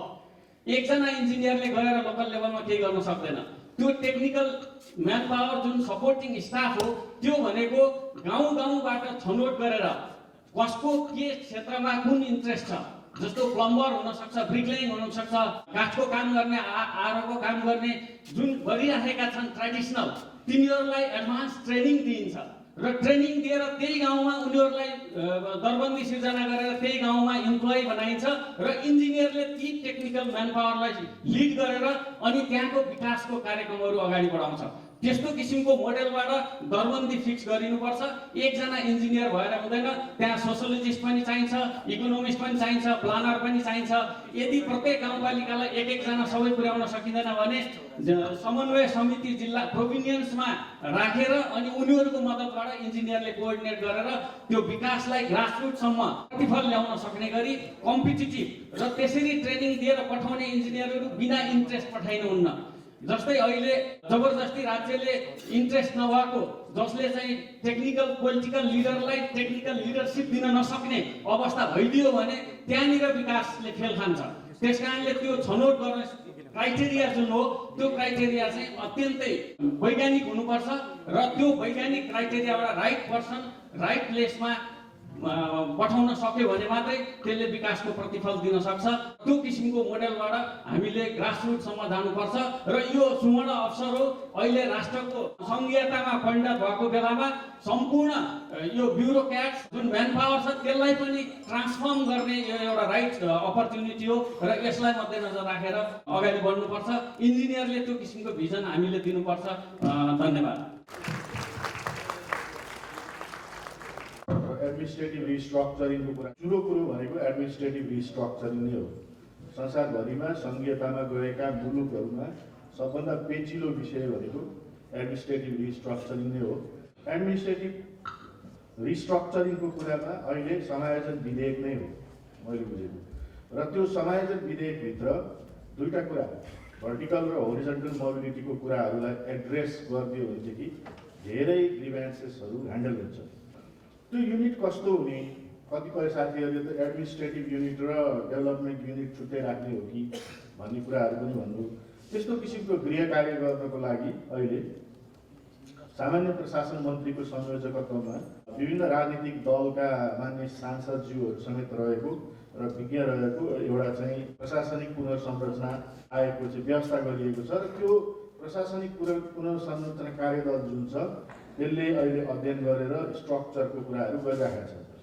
अहिले तत्काल पठाउने इन्जिनियर चाहिँ यति सङ्ख्या भनेर भनेको चाहिँ अहिले गएको पुँजीगत खर्च, जसको भनौँ मैले भने 30-40 करोड भए पनि त्यही 8-10 करोडको हाराहारीमा होला पुँजीगत खर्च, त्यसलाई तत्काल कसरी व्यवस्थापन गर्ने स्थानीय निकायमा चाहिँ प्राविधिकहरू छैन भनेर काजमा खटाउने व्यवस्था गर्न लागेको, अहिले समायोजन गर्न लागेको अवस्था होइन। त्यसैले हामीले अहिले काजमा खटाउने व्यवस्थामा चाहिँ मैले पर्सनली के कुरा राखेको थिएँ भनेदेखि अहिले 2050 सालमा शहरी विकास तथा भवन निर्माण विभागको बजेट लगभग 9-10 करोड रुपियाँ हुँदा जति इन्जिनियरिङ जनशक्ति थियो आज 50 अरब पुग्दा पनि त्यति नै जनशक्ति छ। अब यो जनशक्ति नपुगेको कारणले पोहोर साल मात्रै 217 जना इन्जिनियरहरू करारमा हामीले राखेका छौँ। भनेपछि अब यो यहाँबाट काटेर त्यहाँ कसरी पठाउने हो भन्ने क्वेसन चाहिँ हामीले राखेको हो। हरेक मन्त्रालय हरेक विभागमा चाहिँ समस्या चाहिँ दरबन्दीको ठुलो समस्या छ। इन्जिनियरहरूको ग्याप पहिलेदेखिको चाहिँ ग्याप छ। मैले अलिकति जे छ त्यसबाट अगाडि बढ्ने अथवा बढ्दाखेरिको कुराहरू राखेँ। ओभर सप्लाई साइड नै हो। र कतिपय क्वेसन्सहरू मैले जो छोडेको थिएँ त्यसलाई चाहिँ कमेन्टेटरहरूले पनि र पछि यहाँ आएको फ्लोरमा भएको डिस्कसन र रेस्पोन्समा आयो मलाई चाहिँ त्यसले एड्रेस गर्छ। फेरि पनि यो नेसन चाहिँ मेजर चेन्ज भइराखेकोलाई आत्मसात गरेर कसरी प्रब्लम सल्भ गर्न सकिन्छ, यहाँनिर हाम्रो गोल के हुने र कसरी मोस्ट इफेक्टिभ गर्न सकिन्छ भन्ने सोच्नुपर्ने हुन्छ। र यो चाहिँ इन्जिनियर्स एसोसिएसन भनेको यो प्रोफेसनल्सहरूको आफ्नो हक हितको संरक्षण गर्ने संस्था पनि भएको हुनाले हामीले यसरी आफ्नो पनि भन्नु स्वाभाविकै हो। त्यसमा यो दुइटैलाई एउटा समायोजन गरेर हामीले अगाडि बढ्नुपर्छ। र इमिडिएटली अहिले देखिएको एउटा मलाई लागेको के हो नेपाली इन्जिनियर्स एसोसिएसनले प्रोएक्टिभ भएर सायद यो अहिले सचिवजीले राखे अनुसारै जनरल एडमिनिस्ट्रेसनको अन्तर्गत मन्त्रालय अन्तर्गत भएको जुन चाहिँ समिति छ तिनीहरूलाई अहिले नै हाम्रा निर्णयहरू हाम्रा सुझावहरू चाहिँ त्यहाँ पुर्याउन सक्नुपर्छ जस्तो मलाई लाग्छ। आयोजक सबैलाई धन्यवाद दिन चाहन्छु। अध्यक्ष लगायत कमेन्टेटरहरूको एकदम राम्रो कुराहरू आए र त्यसमा केही कुरा तपाईँहरू मार्जन गर्छु नै। धन्यवाद। यहाँहरूलाई फेरि पनि शुभकामना। यो आजको चाहिँ टपिक सबैभन्दा अहिलेको त टक अफ द टाउन भन्छ नि त्यस्तो किसिमको हुन गएको छ अहिले हाम्रो इन्जिनियरिङ कम्युनिटीमा। त्यस कारण हाम्रो इन्जिनियरिङ एसोसिएसनले यो विषयमा जुन एउटा अध्यक्षता गरेको छ असाध्यै सामयिक र चन्द्रबुद्धको विषयमा हामीले गर्न लागेका छौँ। यसमा डाक्टर जगदीश पोखरेलले आज चाहिँ हाम्रो चाहिँ यो विषय प्रवेश गरेर हाम्रो यो होल हललाई चाहिँ एउटा तरङ्ग ल्याइदिनु भयो, त्यसलाई म धन्यवाद दिन चाहन्छु। फेडरल सिस्टममा जुन गएपछि हामीलाई अपर्च्युनिटीको रूपमा पनि हामीले हेर्नुपर्छ। हामी देश विकासको चाहिँ सन्दर्भमा हिजो अस्ति जति पनि समस्याहरू हामीले भोगिरहेका छौँ त्यसलाई पार गर्दै जाने हो भने हामी जसले आम जनताको चाहिँ चाहना अनुसार इन्जिनियरले आफ्नो प्रतिष्ठालाई कायम गरेर अझ अगाडि बढाएर विकास निर्माण काममा ठुलो योगदान दिन सक्छौँ भन्ने विषयमा हाम्रो चाहिँ यो अहिलेको संहितालाई हामीले दिनुपर्छ भन्ने उहाँको विचारहरू जब आएको छ। माननीय क्षमा तामाङजीले राम्रो कुरा उठाउनु भयो कि हाम्रो यो ऐन कानुन बन्दाखेरि नै हाम्रो फर्टी छ। वास्तवमा चाहिँ ऐन कानुन बनाउँदाखेरि सम्बन्धित विज्ञहरूसँग जस्तो इन्जिनियरिङ सम्बन्धित हो, विकास समाजसँग सम्बन्धित ऐन बनाउनु छ भने त्योसँग स्टेक होल्डरहरूसँग चाहिँ व्यापक छलफल गर्नुपर्ने कुरोमा एउटा कुनाबाट बनाएर टिप्पणी उठाएको भरमा चाहिँ ऐनहरू बन्दै गएर त्यसको चाहिँ इम्प्लिमेन्टेसनमा थुप्रै समस्याहरू देखेर चाहिँ आएका छन्। यसमा म चाहिँ विशेष गरेर हाम्रो चाहिँ राष्ट्रिय योजनाका मान्य सदस्यजीहरूलाई जो इन्जिनियर हुनुहुन्छ र चाहिँ उच्च पदस्थ चाहिँ हाम्रा सचिवजीहरूलाई र चाहिँ महानिर्देशकजीहरूलाई सहसचिवजीहरूलाई चढाएको भएर यस सम्बन्धमा चाहिँ आफ्नो दिनहरूमा चाहिँ हाम्रो ऐन कानुन बन्दाखेरि हामीलाई कुन कुरो बुझा राख्दाखेरि फाइदा हुन्छ, कुन राख्दाखेरि बेफाइदा हुन्छ भन्ने कुरामा बढी सजग भइदिनु हुनेछ भन्ने पनि मलाई लागेको छ। हिरेन्द्रमान प्रधानसँगले चाहिँ यो चाहिँ बाँडफाँडै एउटा चाहिँ यो केन्द्र प्रदेश र चाहिँ लोकल गभर्मेन्ट बिचमा कसरी बाँडफाँड हुने, विकासलाई कसरी हामीले हेर्ने भन्ने विषयमै अन्यलको अवस्था छ भन्ने कुरा पनि मैले राख्नुको मलाई लाग्छ एकदम जायज कुरा छ। हामीसँग लिमिटेड रिसोर्सेस लिमिटेड छन्, आकाङ्क्षाहरू बढी छन्, सबैलाई चाहिँ एकदम रातारात विकास भनेर आएको छ। तर रिसोर्सेसहरू कहाँबाट आउँछ भन्ने विषयमा अहिले हामी अझै चाहिँ मौन छौँ, यसलाई चाहिँ राम्रोसँग व्यवस्थापन गर्नुपर्दछ भन्ने कुरा उहाँको आएको छ। गाउँपालिकाले, प्रदेशले, नगरपालिकाहरूले गरेको जुन राज्यको चाहिँ पैसा त्यहाँ गइरहेको छ, त्यसको क्वालिटी कन्ट्रोल गर्ने कुराहरूमा त्यसको चाहिँ अब सही ढङ्गबाट चाहिँ काम भयो कि भएन भन्ने विषयमा कसरी त्यसको मोनिटरिङ गर्ने भन्ने पनि एउटा चाहिँ कम्प्लिकेटेड इस्यु हो। त्यसको विषयमा पनि राम्रो चाहिँ क्लियर चाहिँ एउटा भिजन आउनु पर्दछ भन्ने उहाँको एडभाइसलाई मलाई लाग्छ एकदमै राम्रो चाहिँ यो कुरा आएको छ। ज्यादै चाहिँ मलाई पर्सनली साथीहरू चित्त बुझ्यो चाहिँ कि हामीले इन्जिनियरहरूले गएर सधैँभरि गाउँपालिकामा चाहिँ गएर बस्नुपर्ने हो भने हामीले यो को जाला त त्यसको त भर्टिकलमा चाहिँ उसको यसमा माथि अगाडि जाने भोलि चाहिँ सचिव हुने चाहिँ बाटो नै बन्द गरिदिने हो भने यो त ठुलो अन्याय हुन्छ। यस कारण यसलाई चाहिँ हामीले सच्याउनु पर्दछ। यस एरियाअनुसार नै शिशु डेभलपमेन्ट भएर जानुपर्छ भन्ने जुन कुरा राख्नुभएको छ त्यो अत्यन्त मेरो विचार सामायिक छ। फोकल पोइन्ट बनाएर इन्जिनियर एसोसिएसन लगायत सबैले चाहिँ आफ्नो हाम्रो चाहिँ पहल गर्न सक्यो भनेदेखि धेरै कुरामा हामी चाहिँ सफल हुन्छौँ भन्ने मलाई लागेको छ। डिमान्ड साइडबाट चाहिँ अब उहाँले चाहिँ राख्नुभयो, प्रश्न उठाउनु भयो, जगदीश मौर्य सरले चाहिँ सप्लाई साइडमा मात्रै कुरा गर्नु, तर डिमान्ड साइड कुरा चाहिँ राम्रोसँग आएन भन्ने कुरो वास्तवमा त्यो डिमान्ड साइड कुरा त अझ आउनु बाँकी नै छ। किनभने अब चाहिँ आउने दिनहरूमा कसरी चाहिँ लोकल गभर्मेन्टहरूले आफ्नो आफ्नो चाहिँ फङ्सन गर्न लाग्छ, त्यसपछि डिमान्ड साइड क्लियर होला कि भन्ने मेरो व्यक्तिगत चाहिँ त्यहाँ धारणा छ। समयले नलिकन हाम्रो प्रविधा बजारले चाहिँ यो अहिले इन्जिनियरहरूको जति काम बिग्रे पनि दोष जति हाम्रो इन्जिनियर आउने गरेको छ, यसलाई चाहिँ नियन्त्रण गर्नको लागि हामीले उचित व्यवस्थापन गर्नुपर्दछ भन्ने कुरा चाहिँ उहाँको आएको छ। त्यो वास्तव एकदम राम्रो कुरा हो। भोलि चाहिँ गाउँपालिकामा बसेर केही काम बिग्रियो भने त्यो सम्पूर्ण इन्जिनियरलाई नै दोष आयो भने भोलि आइपर्ने चाहिँ अहिले किसिमको व्यवस्था छ। अहिले जनमानस भनौँ न, एउटा इन्जिनियरिङ गरेको काम केही बिग्रियो भने सारा इन्जिनियरिङ यस्तो उस्तो भन्ने कुरा आउँछ। त्यस कारण यसलाई पनि हामीले चाहिँ सही ढङ्गबाट ट्रेनिङहरू दिने, मान्छेको क्यापेसिटी बिल्डअप गराउने, लोकल लेभलमा प्रोफेसनल लेभलमा काम आफ्नो चाहिँ काम अनुसार दक्षता चाहिँ बढाउँदै जानुपर्छ भन्ने कुरा पनि उहाँको चाहिँ आएको छ। यो अहिले चाहिँ हामी चुकेर फेरि चाहिँ हाम्रो हातबाट स्लिप भएर गइसकेपछि हाम्रो हातमा हुँदैन, हामीले खाइ पढाउने मात्रै कुरा हुन्छ। त्यस कारण इन्जिनियर एसोसिएसन जुन पहल लिएको छ यस विषयमा, त्यसलाई चाहिँ हामी सबैले टेवा दिएर अगाडि बढाउन सक्यौँ भनेदेखि सरकारलाई हामीले चाहिँ धेरै कुरामा बाध्य पार्न सक्छौँ।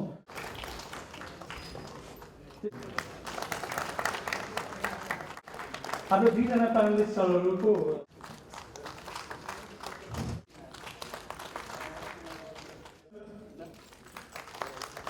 र लास्ट यहाँ ल्याउनुभयो, उहाँलाई विशेष धन्यवादको साथ एप्रिसिएसन।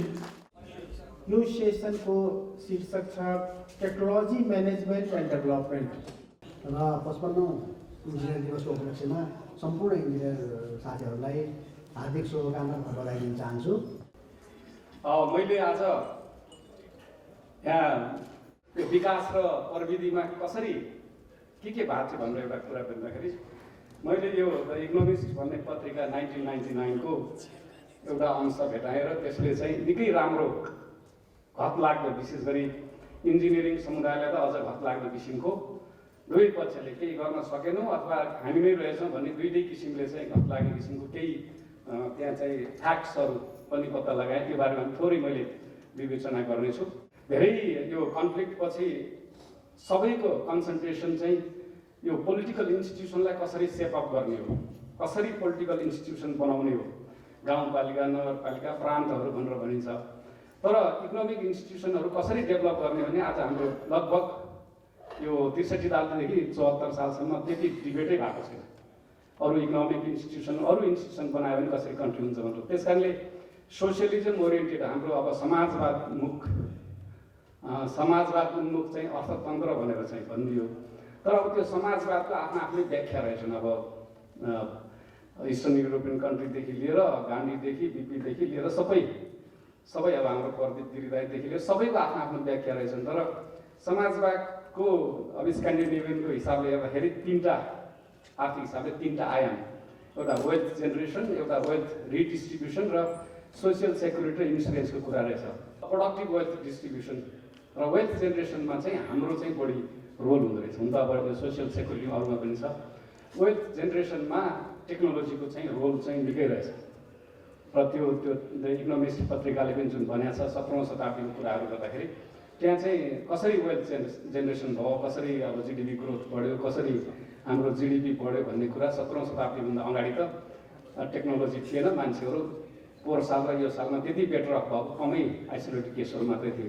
र त्यो यो टेक्नोलोजी र डेभलपमेन्टको कुरा गर्दाखेरि त्यो इकोनोमिस्टले भनेको छ कि हामीले वास्तवमा यो 17औं शताब्दीभन्दा पहिले त हामी किन हाम्रो स्ट्यान्डर्ड अफ लिभिङ इम्प्रुभ भएन, कसरी स्ट्यान्डर्ड अफ लिभिङ हुन्छ बढ्छ भन्ने कुरा चाहिँ कसैले पनि भन्न सकेको थिएन। त्यसपछि बल्ल 17औं शताब्दीपछि मात्रै जब हाम्रो जीविकोपार्जनको अथवा जीवन स्तर चाहिँ उकास्न सकिएन भने समथिङ रङ भनेर मात्रै कुरा आएको रहेछ। र यो के कसरी भयो त भन्ने कुरा चाहिँ पुराना तथ्यहरू हेर्दाखेरि वास्तवमा विज्ञानभन्दा अगाडि प्रविधि रहेछ। पछि विज्ञानले त जनरलाइज गर्यो, विज्ञानभन्दा अगाडि प्रविधि चाहिँ technology driven by science knowledge हो। तर कुनै चिजहरू यहाँ मैले अलिकति कोट पनि गर्छु, त्यसमा चाहिँ टेक्नोलोजीले चाहिँ डेभलपमेन्ट चाहिँ एकदम अगाडि बढाएको रहेछ। र जति पनि त्यति बेला जुन 17औं शताब्दीदेखि 18औं शताब्दी अथवा 19औं शताब्दीको सम्म पनि आउँदाखेरि थुप्रै जुन टेक्नोलोजी डेभलप गरेका छन्, दे वर नट साइन्टिस्ट। तिनीहरू चाहिँ इन्जिनियर्स, आर्टिस्टन्स, क्राफ्टम्यानहरू चाहिँ बढिरहेछन्। तिनीहरूको they were most of them were not scientist. Science leads the technology भन्ने गरेछ, तर त्यो चाहिँ प्लाउजिबल छ भनेर चाहिँ थुप्रै अध्ययनहरू देखाएको छ त्यति बेलाको कन्टेक्स्टमा। Few of the inventors responsible for the astonishing wave of innovation between 1750 and 1860 were scientists. Most were artisans or engineers with little or no scientific training. किन इन्जिनियरहरूले नै अथवा इन्जिनियरिङ नलेज भएका मान्छेहरूले जुन लेभलको भयो नि तिनीहरूले नै यो इन्डस्ट्रियल रिभोल्युसन चाहिँ गरेका रहेछ। साइन्स त पछि आएको रहेछ। For about 100 years after 1750, radical innovations in shipbuilding, mining, metallurgy, textile, food processing, and machine tools were the fruit not of scientific breakthrough, but of infatigable trial and error under the guidance of experience and craft traditions engineers. उनीहरूको चाहिँ गाइडेन्समा भएको चाहिँ थुप्रै रहेछ। अब cotton spinning मिल जुन अब बेलायतको इन्डस्ट्रियल रिभोल्युसनलाई चाहिँ ब्रिटिस इकोनोमीलाई ट्रान्सफर्मै गर्यो। त्यति बेलाको ब्रिटिस इकोनोमीलाई अहिले मोडर्न इकोनोमीमा लाने नै त्यो कटन स्पिनिङ मिल हो जुन धागोका उद्योगहरू। त्यो चाहिँ not because of scientist, it's because of engineers and technology. त्यस कारणले मानव सभ्यताको सुरुमा जसरी हामीलाई अहिले यो इन्डस्ट्रियल रिभोल्युसनबाट अहिले आधुनिक युगमा ल्याउने चाहिँ डेभलपमेन्टको प्रोसेस चाहिँ टेक्नोलोजीले गरेको रहेछ, not because of the science alone. अब Thomas Edison just a remarkable pioneer in this field was a transitional figure. He was trained as a telegraph operator, not as a scientist. Even telegraph operator, even engineer, part of the engineering knowledge. He was not scientist. त्यस्तै थुप्रै अरू मान्छेले हेर्नुभयो भने अरू साइन्टिस्टको कुरा गऱ्यो भने पनि थुप्रै छ। सर्वप्रथम त म नेपाल इन्जिनियर एसोसिएसनले यो महत्त्वपूर्ण विषयमा टक प्रोग्राम नै भनौँ यो राखिएछ, यसको लागि मलाई जुन अपर्च्युनिटी दिनुभएको छ त्यसको लागि म हार्दिक आभार प्रकट गर्न चाहन्छु। र आज हाम्रो नेपाल इन्जिनियर एसोसिएसन अथवा भनौँ engineers day 55th engineers day celebration हामी गर्न लागिरहेछौँ। यसको लागि म सम्पूर्ण नेपाली इन्जिनियर्स एसोसिएसन लगायत म सम्पूर्ण इन्जिनियर साथीहरूलाई बधाई र शुभकामना पनि व्यक्त गर्न चाहन्छु। म उहाँको महत्त्वपूर्ण पेपरको लागि म धन्यवाद दिन चाहन्छु। अब मैले यो उहाँको पेपरमा मलाई जुन यो जिम्मेवारी दिएको छ, त्यो जिम्मेवारीभित्र रहेर engineers for infrastructure development at local level भन्ने जुन मेन थिम छ र आज जुन sub theme technology management and the development भन्ने छ, यो भित्र बसेर केही कुराहरू राख्ने अनुमति चाहन्छु। पहिलो कुरा त मलाई दुईवटा मेल आयो। एउटा चाहिँ इन्जिनियर प्रोफेसनलिजम भन्ने टपिक र टेक्नोलोजिकल भन्ने आयो, र अहिले आउँदाखेरि टेक्नोलोजिकल म्यानेजमेन्ट एन्ड डेभलपमेन्टको कुरा आयो। म अलिकति यो हाम्रो इन्जिनियर्समा हाम्रो एट्रिब्युट्स के हुनुपर्छ इन्जिनियर प्रोफेसनमा चाहिँ जोडिनलाई भन्ने कुराहरू अलिकति म राख्न चाहन्छु। किनभने अहिलेको कन्टेस्ट, पहिलाको इन्जिनियर्सको कन्टेस्ट र अहिले जुन संहिताको ढाँचामा हामी गइरहेछौँ, योभन्दा पहिलो सेसनमा हामी धेरै छलफलमा जुट्यौँ। अलिकति फरक ढङ्गबाट चाहिँ अब हामीले इन्जिनियर्सहरूले सोच्नै पर्छ भन्ने लाग्छ। जुन पहिलाको सोचाइ र अहिलेको इन्जिनियर्स ग्लोबल ट्रेनमा हामी जुन गइरहेछौँ, जुन ग्लोबल कम्पिटिसनमा हामी गइरहेछौँ र मुलुकको एउटा समृद्धिको दिशातर्फ अगाडि बढाउन खोज्दैछौँ, त्यो कन्टेस्टमा हामीले दुई चारवटा एट्रिब्युट्सलाई चाहिँ अलिकति हामीले राम्ररी बुझेर जानुपर्छ भन्ने। एउटा त प्रोफेसनलिजम नै हो, व्यावसायिकता चाहिँ हामीमा अत्यन्त राम्रोसँग चाहिँ आउनु पर्यो, र प्रतिबद्धता, हाम्रो कमिटमेन्ट, हामीलाई जुन टास्क दिएको हुन्छ, जुन जिम्मेवारी दिएको हुन्छ, त्यो कमिटमेन्टका साथ हामी अगाडि बढ्नुपर्छ, र डेडिकेसन, हाम्रा कामप्रति हाम्रो डेडिकेसन उत्तिकै हुनुपर्छ भन्ने मलाई लाग्छ। हामीले कन्टिन्युटी पनि दिन सक्नुपर्छ। त्यो कन्टिन्युटी भयो भने मात्रै हामी सफलतामा, हामी चुलीमा मुलुकलाई समृद्धिको दिशातिर पुर्याउन सक्छौँ भन्ने मलाई लागिरहेछ। र सिन्सियरिटी, हाम्रो आफ्नो कामप्रति हामी सिन्सियरिटी हुनुपर्छ। र अर्को महत्त्वपूर्ण पाटो जुन हामीले ल्याकिङ गरिरहेछौँ, हाम्रो इन्जिनियर्सहरूले ल्याकिङ गरिरहेको, त्यो भनेको इन्टरप्रेनरसिप, उद्यमशीलता। इन्जिनियर्सहरूमा उद्यमशीलताको विकास हुनुपर्छ। हामी अहिले जति समय टेक्नोलोजीको कुरा गरिरहेछौँ, हाम्रो टेक्नोलोजी साइन्स एन्ड टेक्नोलोजी के भइरहेछ भन्दाखेरि हामी पेपर्समा हामी रमाइरहेछौँ। धेरै साइन्टिस्टहरू, एकदम विद्वान साइन्टिस्टहरू मैले देखिरहेको छु, टेक्नोलोजिस्टहरू देखिरहेको छौँ। हामी धेरै अझ इन्जिनियर्सको कुरा गर्दा हामी प्रडक्ट अथवा हामी कुनै एउटा चाहिँ प्रडक्ट हामीले चाहिँ ल्याइरहेको हुन्छौँ, र हामी पेपर्स होइन, अब प्रडक्ट र सोसाइटीलाई सर्भ गर्ने हिसाबले चाहिँ हामी जानुपर्छ। त्यो रोल अब इन्जिनियर्सहरूले चाहिँ भूमिका निभाउनुपर्छ भन्ने मलाई लाग्छ। हामी अब विकास गर्दाखेरि स्मार्ट सिटीको कुरा गर्छौँ, जुन चाहिँ आइसिटीका प्रयोगको चाहिँ एकदम म्याक्सिमम गर्नुपर्छ। त्यसले गर्दाखेरि हाम्रो ह्युमन रिसोर्सको जुन ल्याकिङ छ, त्यसलाई चाहिँ घटाउन धेरै मद्दत गर्छ। त्यसकारणले हामी अब जे पनि गर्छौँ, जिआइएस बेसमा चाहिँ हामीले इन्टिग्रेसन गरेर चाहिँ जानुपर्छ। हाम्रो प्लानिङलाई चाहिँ जिआइएस म्यापिङ गरेर त्यो गर्दाखेरि चाहिँ हामीले धेरै पछि चाहिँ यो ह्युमन रिसोर्सेसको लोडलाई घटाउन सक्छौँ भन्ने मलाई लागेको छ। र म अहिले अर्को एउटा महत्त्वपूर्ण चाहिँ इन्डिजिनियस टेक्नोलोजी, हामीले इन्डिजिनियस टेक्नोलोजीलाई चाहिँ हामीले क्यारियर गर्नुपर्छ, त्यसलाई इम्प्रुभ गर्नु पऱ्यो। हामी साइन्स एन्ड टेक्नोलोजीलाई त्यसलाई इम्प्रुभ गरेर अगाडि बढ्दाखेरि हामी इजिली त्यो पिपुलको सेन्टिमेन्टलाई बुझेर अगाडि बढ्न सक्छौँ। त्यो इन्जिनियस टेक्नोलोजीलाई हामीले मिलाएर खालि मोडर्न टेक्नोलोजी मात्रै ल्याउनु होइन, त्यो कुरालाई पनि विचार गर्नुपर्छ। म अब एउटा इन्जिनियर्सहरू यो मुलुकको समृद्धिको लागि एउटा ठुलो माध्यम हुनसक्छ भन्नेमा म विश्वास राख्न चाहन्छु। यो डेफिनेटली हामीले हाम्रो रोल पनि हो, हामी यो पुरा गर्नुपर्छ। र हामीले एउटा चाहिँ यो प्रस्पेरिटी क्रिएट गर्नको लागि, यसलाई रिडिस्ट्रिब्युट गर्न र सस्टेन गर्नको लागि हाम्रो इन्जिनियर्सको भूमिका राम्ररी निभाउनुपर्छ, र हामी सम्पूर्ण एक भयो भने अवश्य पनि निभाउन सक्छौँ।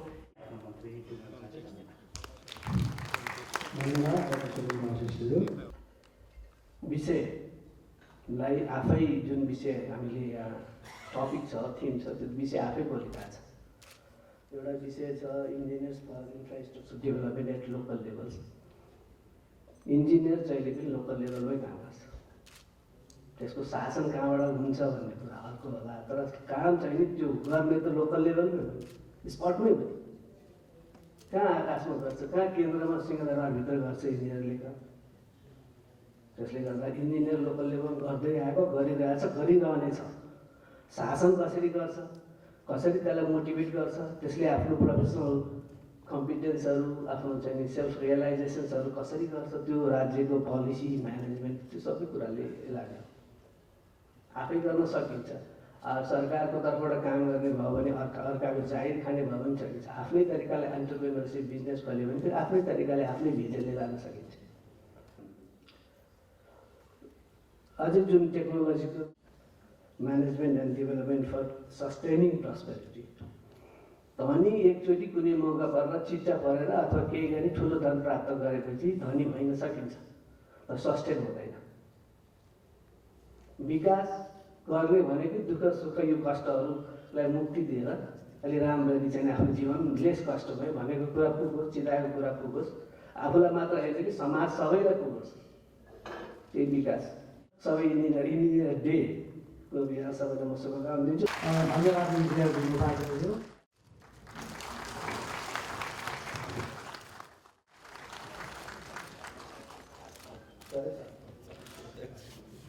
सर्वप्रथम इन्डियन डेको उपलक्ष्यमा सबैलाई म बधाई दिन चाहन्छु र सबैले जय नेपाल। हामी देश निर्माण गर्ने क्रममा छौँ।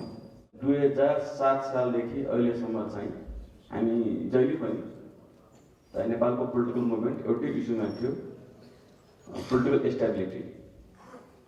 र अहिलेसम्म नेपाल हाम्रो इस्यु कहिले पनि नेपालको पोलिटिसियनहरूको राजनीतिक दलहरूको चाहिँ आर्थिक क्रान्ति विकास हुन सकेन। तर लामो समयपछि हामी एउटा मुलुकले राजनीतिक ठाउँ प्राप्त गर्दैछ। हिजोसम्मको सम्पूर्ण राजनीतिक दलको घोषणा पत्रमा संविधान बनाउँछु, संविधान कार्यान्वयन गर्छु भन्ने थियो भने अब अलिकति म्यानिफेस्टो चेन्ज भएको छ। अब हामी संविधान निर्माण गर्छौँ भन्ने कुरा छैन, अब हामी देश विकास गर्छौँ। त्यही भएर विश्वास छ अब हामी देशको आर्थिक क्रान्तितिर, देशको विकासतिर हामी अगाडि बढेका छौँ।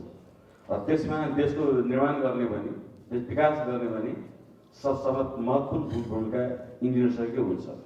सर्वप्रथम आज त्यो जुन एनइएको 55औं वार्षिकोत्सव मनाउँदै हुन्छ त्यो कार्यक्रम सफल होस् भन्ने म शुभकामना व्यक्त गर्न चाहन्छु।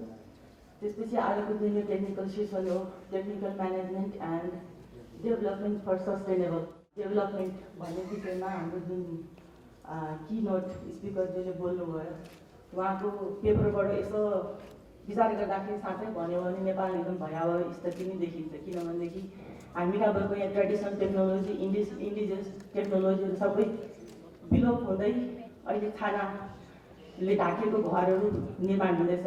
साँच्चै भन्यो भने भूकम्पपछिको झन् काठमाडौँमा हेर्यो भने हाम्रो ट्रेडिसनल घरहरूको सङ्ख्या पनि एकदमै न्यून हुँदै गएको स्थिति छ र त्यसलाई हामीले प्रिजर्भ गर्दै कसरी अगाडि बढ्ने भन्नेमा उहाँको फोकस थियो र धेरै नै सान्दर्भिक लाग्यो उहाँको पेपर। र त्यसपछि हाम्रो खानेपानीको सचिवले जुन भन्नुभयो, उहाँले त पुरा ब्युरोक्रासीमा यति भयावह स्थिति उहाँले खोलिदिनु भयो, त्यो सुन्दा साथै डरै लाग्दो रहेछ। कसरी यो नेपाल चाहिँ हामी सस्टेनेबल डेभलपमेन्ट अगाडि बढ्छौँ जबकि त्यहाँ कुनै ट्रस्टको वातावरण छैन, कम्युनिकेसनको कुनै वातावरण छैन, कम्युनिकेसन कोअर्डिनेसन एकदमै लागिन्छ।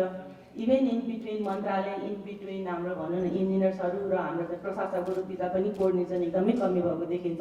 जति पनि बिग्रियो भत्कियो सबै इन्जिनियरहरूले नै गाली खानुपर्ने स्थिति पनि रहेछ।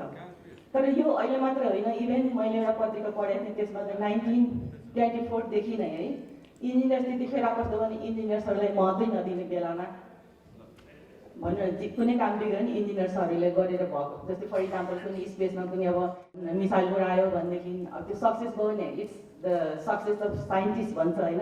तर कुनै कारणले त्यो तल झऱ्यो, एक्सिडेन्ट भयो भने it's because of the engineer failure.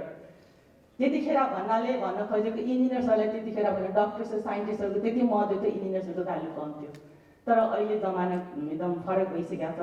त्यतिखेर भन्नु 4वटा मात्र इन्जिनियरिङ सेक्टर थियो भने अहिले 16वटा इन्जिनियरिङ सेक्टरहरू चाहिँ डेभलप भइसकेको छ। र अब टेक्नोलोजीको एडभान्समेन्ट हुँदै गयो भने अझ हामी स्पेसलाइज इन्जिनियरहरू बन्ने अवस्थामा पनि छ। यो त वर्ल्डको डाटाले नै यो भनिन्छ। र समग्रमा मैले भन्नुपर्दाखेरि टेक्नोलोजी म्यानेजमेन्ट गर्नको लागि पहिला डेभलपमेन्ट नै चाहियो र डेभलपमेन्टलाई सस्टेन गर्नको लागि development should be very competitive. र विकासलाई कम्पिटिटिभ हुनको लागि के चाहियो भन्दाखेरि म सर्वप्रथम के भन्न चाहन्छु भन्दाखेरि यो एकदमै प्रब्लम सल्भिङ हुन पर्यो, इनोभेसन हुन पर्यो, टेक्नोलोजी ट्रान्सफरको कुराहरू इम्प्लिमेन्ट हुन सक्नु पर्यो, लिडरसिप चाहियो, प्रिजर्भेसन अफ भनौँ न ट्रेडिसनल टेक्नोलोजी, इन्डिजिनियस टेक्नोलोजी। हामीले टेक्नोलोजी ट्रान्सफर भनेको नयाँ नयाँ टेक्नोलोजी ल्याउने, आफ्नो देशमा भएको चाहिँ जुन इन्डिजिनियस र ट्रेडिसनल टेक्नोलोजी राम्रो छ त्यसलाई पनि हामी प्रिजर्भ गर्नु पर्यो, जसको कारणले नै विदेशी यहाँभित्र आइरहेको छ भने अहिले त्यो इन्डिजिनियस र ट्रेडिसनल टेक्नोलोजी विलुप्त हुँदै जाँदाखेरि टुरिस्टहरू नआउने स्थिति देखिरहेको छ। That is very very dangerous. यिनै कुरालाई नै अलिकति ध्यानमा राखेर अगाडि गयो भनेदेखि भनौँ न विकास चाहिँ अलिकता प्रतिस्पर्धी हुन्छ। हाम्रो चाहिँ अब भित्रको महान मुलुकहरूसँग हामी जानै नसक्ने भने त्यो त नहोला, तर स्लो त हुन्छ नै। तर यो कुरालाई नै हामीले ध्यान दिएर अगाडि गयो भने हाम्रो विकास चाहिँ कम्पिटिटिभ भयो भने बल्ल हामी सस्टेनेबलतिर जान सकिन्छ जस्तो लाग्छ। हस्, मेरो यति छोटो मन्तव्य राखेको छु, धन्यवाद। हामी सबै योजना कार्यक्रमहरू बनाउँछौँ, हामी इन्जिनियरिङ कम्युनिटी अथवा ब्युरोक्रेटिक कम्युनिटी सबैले गर्ने कुराहरू, हामी के कुरामा ल्याक भएको छौँ भन्ने कुराहरू त सिम्पल फर्मुला छ, हामीले गर्न नसकेको कुराहरू हामी जानी हामीले बुझ्पता छौँ के गरिरहेको छौँ भन्ने कुराहरू हो। केही काम गर्नुपर्छ भने हामीलाई इनपुट्स चाहिन्छ, फाइनेन्सियल रिसोर्सेस, एडमिनिस्ट्रेटिभ रिसोर्सेस अथवा अरू के रिसोर्सेस चाहिन्छ, त्यो इनपुट्स चाहिन्छ। अनि त्यसलाई चाहिँ सर्टेन प्रोसेस हुन्छ, त्यस काम गऱ्यो त्यसपछि आउटपुट निस्किन्छ। त्यही तिनवटा कुराहरू हो। हामी इनपुटमा अलिकति इफिसियन्सी ल्याउन सक्नु पऱ्यो, हामीले थोरै खर्चमा धेरै काम गर्न सक्नु पऱ्यो। त्यो हाम्रो इन्जिनियरिङको प्रिन्सिपल पनि हो। हाम्रो मैले इन्जिनियरिङले बुझेको, इन्जिनियरिङ समुदायले बुझेको कुरा नै थोरै खर्चमा धेरै काम गर्ने, त्यो कुरा हामीले बुझ्नु पऱ्यो हुन्छ। त्यो कुरा हामीले ब्युरोक्रेसीले पनि सम्झाउन सक्नु पऱ्यो हुन्छ। अर्को प्रोसेस हामीले काम गर्दाखेरि त्यो काम चाहिँ इफेक्टिभ हुनु पऱ्यो। भन्न खोजेको राइट म्यान राइट प्लेस पनि होइन, अथवा चाहिँ अरू प्रोसेस पनि जुन सुटेबल टेक्नोलोजी हो के हो त्यो सबै कुरा प्रोसेस भन्छ, त्यो प्रोसेस चाहिँ इफेक्टिभ प्रोसेस हामीले लगाउनु पऱ्यो, त्यो ठाउँ हुनु पऱ्यो। त्यसपछि आउटपुट निस्किन्छ। त्यो आउटपुट निस्केपछि आउटपुट कसको लागि हो? त्यो त ग्रासरुटको लागि होला, त्यसको स्टेक होल्डर होला, होइन, जनताहरू होला। अहिले लोकल लेभलको कुराहरू गर्छौँ, लोकल लेभलमा बेनिफिट हुने कुराहरूमा यो चाहिँ इक्वालिटी सबैलाई बराबर डिस्ट्रिब्युट हुनुपर्ने किसिमको हुनु पऱ्यो। त्यो भएर मैले के भन्छु, इफिसियन्सी हुनु पऱ्यो हाम्रो इनपुट्समा, प्रोसेसमा इफेक्टिभनेस हुनु पऱ्यो र आउटपुट चाहिँ इक्वली डिस्ट्रिब्युट हुनु पऱ्यो। यो सबै कुराहरू हुनलाई पनि फेरि अर्को एउटा मैले दिएको छु इम्प्याथी। इम्प्याथी भनेको समानुभावी भनेको हामी सबै एउटा मानव जीवन हो, मानव समुदाय हो। हामी सबै अरू प्राणीभन्दा हामी सचेत वर्ग हौँ। एकले अर्कालाई सम्मान गर्नुपर्छ, जान्नुपर्छ, सिक्नुपर्छ, घरको कुरा बाँड्नुपर्छ। त्यो कुरा अनुभूति, समानुभूति, अरूको के अरे जुत्तामा चाहिँ भनौँ न फुटमा बसेर हामी काम गर्न सक्नुपर्छ। त्यस कारणले गर्दाखेरि मेरो सोचाइमा यो कुरा इम्प्याथी भएन भने सबै कुरा खत्तम हुन्छ। अहिले हामी भए स्थिति के हो भने एकले अर्कालाई टेर्दै नटेर्ने, ट्रस्टको कुरा छैन। अहिले डिडिजी म्याडमले भन्नुभयो ट्रस्टको कुरै छैन। त्यस कारणले गर्दाखेरि हामी सबै ठुलो त्यस्तो चाहिँ समस्या त्यस्तो होइन। त्यस कारणले गर्दाखेरि यो बेसिक फर्मुला हामीले बुझ्नुपर्छ। मलाई यो कुरा हामी उनीहरूले आफैले बचाउनुपर्छ र अरूलाई पनि ब्युरोक्रेटिक म्यानेजमेन्टमा बस्ने र पोलिटिकल लिडरमा बस्नेहरूलाई पनि हामीले यो सम्झाउन सक्नुपर्ने हुन्छ। त्यो हाम्रो दायित्व हो। हामी इन्जिनियरिङ कमिटी त्यसमा चाहिँ अगाडि बढ्नुपर्छ। यही मेरो कुरा हो। र म चाहिँ सूचना तथा सञ्चार मन्त्रालयको रेडियो नेपालमा काम गर्छु। धन्यवाद। मैले यसमा सम्बन्ध पनि म के भन्छ भने आर्किटेक्चर एन्ड आइडेन्टिटी हामीले मिस गरेको कुरा के छ भने एनआरए भैँचालो आयो, विदेशबाट डाटा आए, मेरो रिपोर्ट त्यो राख्ने हामीसित लाइब्रेरी छैन। तर आज काम गर्ने बेलामा अब अघि एनआरएको डक्टर गोविन्द पोखरेलजीले जुन कुरा गर्नुभयो, from its position as a chief of NRA it was quite hilarious to know that trekking रूपमा चाहिँ त्यस्ता घरहरू कसरी आयो, हु इज रेस्पोन्सिबल हियर, त्यो रेस्पोन्सिबिलिटी लिन हामीले जान्नु पऱ्यो क्या पहिला। त्यसपछि कुरा गर्नु नभए त हामी जहिले पनि के भन्छ भन्ने र सुन्ने मान्छे एउटै, भन्ने र सुन्ने मान्छे एउटै कुराले के हो भने यहाँ architecture community, architecture society of Nepalese आर्किटेक्टलाई कम्प्लिटली इग्नोर गरेर विदेशबाट डाटाहरू ल्याएर जसले चाहिँ यसको नुन खाएको छैन, जसले यसको माटो थाहा छैन, उनीहरूलाई हामीले बनाउन दिने अनि हामी गर्न सकेन भनेर आफैले चाहिँ एउटा हुन्छ नि आत्मग्लानी गर्न पहिला सिक्नु पऱ्यो हामीले फर्स्ट। त्यसपछि मात्रै हामी अगाडि बढ्न सक्छौँ। नभएदेखि we will be continuously losing our identity in terms of heritage culture. जे भन्नुहुन्छ त्यो हामी मासिँदै जान्छ। अनि अघि एकजना भीम उपाध्याय सर, उहाँ चाहिँ रुड्कीमा हाम्रो सिनियर हुनुहुँदो रहेछ, धेरै अध्ययन गर्नुभयो मैले पाएँ। र उहाँले जुन किसिमले तपाईँ यी presented is I don't know from its position हामी के गर्न सक्छौँ भने अब सोच्नु पऱ्यो कि what we are capable of doing as an engineer, as an entrepreneur, as a thinker, as a social leader के भन्नुहुन्छ त्यो गर्न सकेन भने यो हरेक साल हामी इन्जिनियरिङ एसोसिएसनको यही इभेन्ट गर्दै बिर्सिँदै गएर त भएन। मेरो एउटा इनोभेटिभ जुन कुरा छ नि, इनोभेटिभनेसको हाम्रो बारेमा बोलिदिने पत्रिकाहरू चाहियो के। Who is going to write about इन्जिनियर्सको कन्ट्रिब्युसन इन द कन्ट्री। आज हामीले यत्रो देशमा डेभलपमेन्टको पार्टको गर्दा त्यसको ज्ञान कसैलाई छैन। एनइएले त्यहाँ पनि पहल गर्नु पर्यो। त्यो पहल गरिसकेपछि every issue of Kantipur, every issue of Himalayan times, whatever you call it, this should be writing article about the good works which you have been able to give it to the society. एकजना अहिले federal सिस्टममा बनेको लिडरहरूलाई इन्जिनियरको value के हो ल तपाईँहरू पढ्नु अनि बुझ्नुहोस्। Then only you know we are very useful. तपाईँहरू हामीलाई काम लाग्ने मान्छे हो। हिजो तपाईँले राजनीतिक क्रान्तिको लागि लड्नुभयो, आर्थिक क्रान्ति र डेभलपमेन्टको लागि त हामीहरू नि हो है। त्यो पत्रिकाबाट दिने पनि काम हाम्रो हो। त्यो गर्न पनि हामीले सुरु गरौँ। त्यसपछि I can see the light at the end of the tunnel. अनि सुनिल सरको नि कुरा मैले धेरै यस्ता चाहिँ यो इभेन्ट्सहरूमा सुनिरहेको छु। तर where we have failed as a common man, as an engineer, as an architect भनेर सोचेर अब प्राइभेट प्र्याक्टिस गर्ने हामी जस्तो मान्छेहरू, जस्तो मैले बनाएको त्यो डिले बजारको सबभन्दा ठुलो building, the tallest building in the town, you can see it from any part of the Kathmandu. त्यस बनाउँदाखेरिको त्यो त हामीले बनायो नि, त्यो building stood the massive earthquake. त्यसको राम्रो पक्षमा लेख्ने कोही भएन।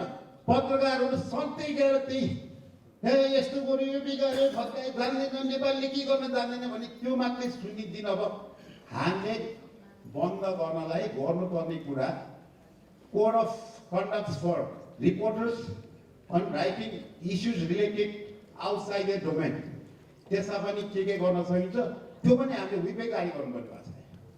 त्यसपछि मात्रै you can see things happening in the country. अब म भन्छु इन्जिनियर्स, आर्किटेक्ट्स र अहिले rebuilding, reconstruction, infrastructure development, smart city भनेर यो कल इट, त्यहाँ अर्बन प्लानरलाई उपायनी गराएको छ। तर त्यो त हुन्छ नि कल्चरल आइडेन्टिटीदेखि लिएर एउटा इन्डिजिनियस क्यारेक्टरहरूमा कन्ट्रिब्युट गर्न सक्ने मान्छेहरू आर्किटेक्टहरू हो। उनीहरूलाई पनि यथास्थानमा राख्नलाई आजको सरकारले पहल गर्नु पर्यो। And we should be able to read our stories, the good contribution you have made as an engineer, as an architect in every paper. हप्तामा एकचोटि त कसरी निकाल्न सकिन्छ त्यसमा चाहिँ पहल गर्नु त छ। धन्यवाद। वास्तवमा यो कार्यक्रम अझ हामी ढिलो भयो कि भन्ने लागिरहेछ। वास्तवमा यो अलि अगाडि भएको भए धेरै कुराहरू हामीलाई काम गर्नलाई सजिलो हुन्थ्यो भन्ने पनि लागिरहेछ। म नेपाल इन्जिनियर्स एसोसिएसनमा धेरै भए पनि यो अत्यन्त राम्रो इनिसिएसन भएको छ र यसले धेरै फिडब्याक दिन सक्छ भन्ने म राख्न चाहन्छु। हुन त अब यहाँ धेरै क्वेसन छैन, सुझाव छ। म अब इन्जिनियर श्री भद्र बग्लेज्यूको जुन राख्नु भएको छ त्यसमा म एकदम सहमति जनाउँछु। यहाँले जुन कुरा भन्नुभयो, इफिसियन्सीका कुराहरू गर्नुभयो, इफेक्टिभनेसका कुराहरू गर्नुभयो, त्यो राम्रो कुरा हो र हामी त्यही उसमा चाहिँ अगाडि बढ्नुपर्छ। त्यही कारणले चाहिँ केही कुराहरू, केही इन्फ्रास्ट्रक्चर डेभलपमेन्टहरू, पब्लिक इन्फ्रास्ट्रक्चर डेभलपमेन्टहरूमा चाहिँ अब प्राइभेट सेक्टरलाई ल्याउनु पऱ्यो र त्यो चाहिँ इफिसियन्सी दिनको लागि, आउटपुट राम्रो ल्याउनको लागि भनेर म नेसनल प्लानिङ कमिसनमा पब्लिक प्राइभेट पार्टनरसिपलाई पनि हेल्प गरेर भएर म यो हिसाबमा चाहिँ राख्न चाहन्छु। यहाँले भन्नुभएको कुरा एकदम सही हो। यो कसैलाई क्लोज दिनुभन्दा पनि गल्ती केही कम्प्लेन गरौँ म पनि छ, मेम्बर अफ पार्लियामेन्ट हो, मैले पनि सकिरहेको थिएँ। गुनासो मलाई म सम्झिन्छु एकपल्ट स्वर्गीय शिशुकला प्राइम मिनिस्टर हुनुहुन्थ्यो र म मेम्बर अफ पार्लियामेन्ट, म स्टुडेन्ट पनि थिएँ त्यो बेला चाहिँ। मैले उहाँलाई सोधेको थिएँ त अब के विकासको लागि के काम गर्नु पऱ्यो भने के गर्ने, कामै कसैले मान्दैन, मन्दिरमै काम छ पनि भन्नुभयो। अनि डाक्टर नारायण खड्का त्यो बेला शहरी विकास मन्त्री हुनुहुन्थ्यो, डाक्टर साहब पनि त्यो आइपुग्नुभयो बालुटारमा। अनि यता तपाईँ त एकाडेमिक मान्छे हो, विज्ञ मान्छे पनि हो, अब काम त गर्नु पऱ्यो, सुशीलाले तपाईँले जिम्मा लाउनु पऱ्यो, काम गर्नु पऱ्यो, कम एउटा सेक्टर चेन्ज गरौँ, अर्बन सेक्टर चेन्ज गरौँ भने यति गाह्रो छ। ब्युरोक्रेसी यति गाह्रो छ, सचिवले पनि गाह्रो थियो, काम गर्न गाह्रो छ। यो खुनी मान्छे अनि म सब्जीमा पुगेँ, इन्जिनियर हुन्थ्यो हाम्रो अर्जुन काकी सर भन्ने इन्जिनियर हुन्थ्यो। अनि उहाँ पनि पुगेँ, अब सिनियर दाइ पुलदेखि दाइ तब सचिवजी पनि हुनुहुन्छ, के समस्या छ? अब प्राइम मिनिस्टर पनि काम गर्नु इच्छुक देखाउनु भएको छ, मन्त्रीजी पनि इच्छुक हुनुहुन्छ, सचिवजी पनि के समस्या काम छ के भन्ने लागि यो माध्यमिक मिल तल पनि के थियो समस्या छ। मैले भन्दा के छ भने समस्या छ, सामूहिक समस्या छ, सामूहिक रूपमा हामीले समाधान गर्नुपर्ने छ। एउटा सडक गभर्मेन्टले पुल्चोकको एउटा मेरो साथी हुनुहुन्थ्यो, उहाँले सोधे किन सडकको कामहरू जहिले लास्ट आउँछ काम हुँदैन। उहाँले साथीले के भन्यो, एउटा कुनै सडकको काम गर्नु पऱ्यो भने गराउनु पऱ्यो भने एकजना सरल ठाउँबाट टोक र साङ्लाहरू घुम्दै मन्त्रालय बिजी पुग्दै आइपुग्छ, फेरि पठाउनु पर्ने हुन्छ भने त मैले कसरी कम समयमा कसरी काम गर्न सकेँ। त्यही भएर कमसेकम यो जहाँ विकास हुँदैन, जहाँ निर्माण हुँदैन, त्यहाँ इन्जिनियर्सलाई गाली गर्छ समाजले। त्यो त इन्जिनियर कामै गर्दैन, हुनै सक्दैन। यो ऊर्जाको काम भएन, हाइड्रो पावर भएन, फेरि नेपाल इन्जिनियरले हामी गर्न सकिरहेछ, सडक बनेन भने। त्यो भएर मेरो आग्रह के छ भने यो सन्दर्भमा चाहिँ समस्या इन्जिनियरको क्वालिटीमा होइन, समस्या के पोलिसीको हुँदछ। अब हामी म्यानेजमेन्टतिर पनि इन्जिनियर पुगिसकेका छौँ, ब्युरोक्रेटतिर पनि इन्जिनियर पुगिसकेका छौँ, पोलिटिसियन्सतिर पनि हामी इन्जिनियर्सको हामी आइसकेका छौँ भने हामीले इन्जिनियर्स एसोसिएसनको प्लेटफर्मबाट हामी चाहिँ जस्तो हाइड्रो पावरको लागि के समस्या छ, इन्भेस्टर समस्या छैन भने नेपाल सरकारले के नीति हो, के ऐन हो, के संशोधन गरेपछि के गभर्मेन्टले पोलिसी बनाइसकेपछि हाइड्रो पावर समयमै बनाउन सक्ने, त्यहाँ सेक्युरिटी व्यवस्था गर्न सक्ने, त्यहाँ जुन झोले हाइड्रो पावरदेखि सारा कसरी नियन्त्रण गर्न सक्ने, समयमै गर्न सक्ने त्यो किसिमको ऐनहरू संशोधन नेपाल सरकारले गर्न सक्यो भने नेपालमा ठुलो हाइड्रो ऊर्जा क्रान्ति हुन सक्छ। 10 वर्षमा नेपाली बोलेको भाषणमा गरौँ होइन कि यसरी कार्यान्वित योजना सहित हुनसक्छ। हामीले एउटा योजना दिन सक्यो भने, इन्भेस्टमेन्ट दिन सक्छ भने त्यसलाई समाजले विश्वास पनि गर्छ र देश पनि चेन्ज हुन्छ। त्यसै गरी यो पुँजीगत खर्च हुन सकिरहेको छैन भने इन्जिनियर्स एसोसिएसनको पहलमा चाहिँ नेपाल सरकार यो पोलिसी चेन्ज गर्न सक्यो भने, यो कार्यविधि चेन्ज परिवर्तन गर्न संशोधन गर्न सक्यो भने यो कुरा तपाईँले सुझावको रूपमा नेपाल सरकारलाई दिन सक्नुभयो भने र सबैको पहिलो यसले चाहिँ तपाईँको देशले एउटा चाहिँ सार्थक माग गर्न सक्छ। न त प्रत्येक मिडियाको आर्थिक वर्ष अन्तिममा चाहिँ पण्डित हुन्छ यो सडक बन्न सकेका छैन, प्रत्येक जुन आजदेखि होइन 20 वर्षदेखि चाहिँ प्रत्येक मिडिया पण्डित हुन्छ चाहिँ, तर समाधान हुन सकेका छैन। सबैलाई थाहा छ यसको पहलका कारण पनि एनइएले गर्नुपर्छ भने शुभकामना दिँदै र सम्पूर्ण साथीलाई विशेष धन्यवाद दिँदै बिदा लिन चाहन्छु।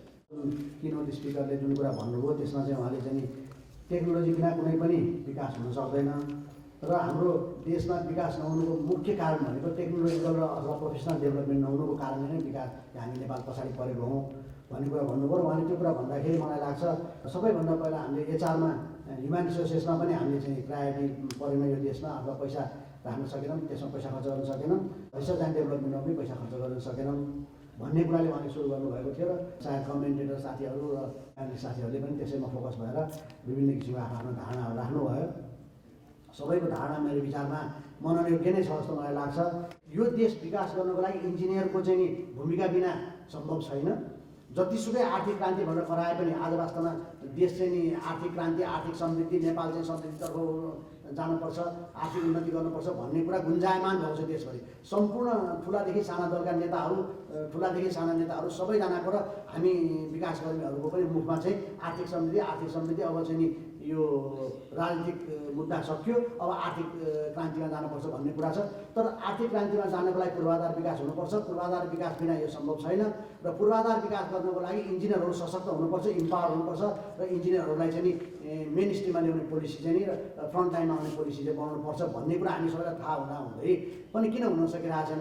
त्यस कारणले पोलिसीमा बस्ने इन्जिनियर साथीहरूलाई, वरिष्ठ इन्जिनियर साथीहरूलाई मेरो के अनुरोध छ भनेदेखि यो इन्जिनियरिङ कम्युनिटीलाई माया गरेर म त्यही कम्युनिटीको सदस्य हो, त्यस कारणले मैले माया गर्नुपर्छ, यसलाई चाहिँ इन्हान्स गर्नुपर्छ, यसलाई इम्पावर गर्नुपर्छ, यसलाई चाहिँ नि अझ सशक्त बनाउनुपर्छ भन्ने कुराले मात्र होइन कि यो देश बनाउनको लागि इन्जिनियरहरूको भूमिका अहम छ। इन्जिनियर बिना यो देश बन्न सक्दैन, आर्थिक समृद्धि हुन सक्दैन। त्यस कारणले चाहिँ इन्जिनियरलाई अगाडि ल्याउनुपर्छ भन्ने भावनाले पनि काम अगाडि बढ्यो भनेदेखि धेरै कुरा हुनसक्छ जस्तो मलाई लाग्छ।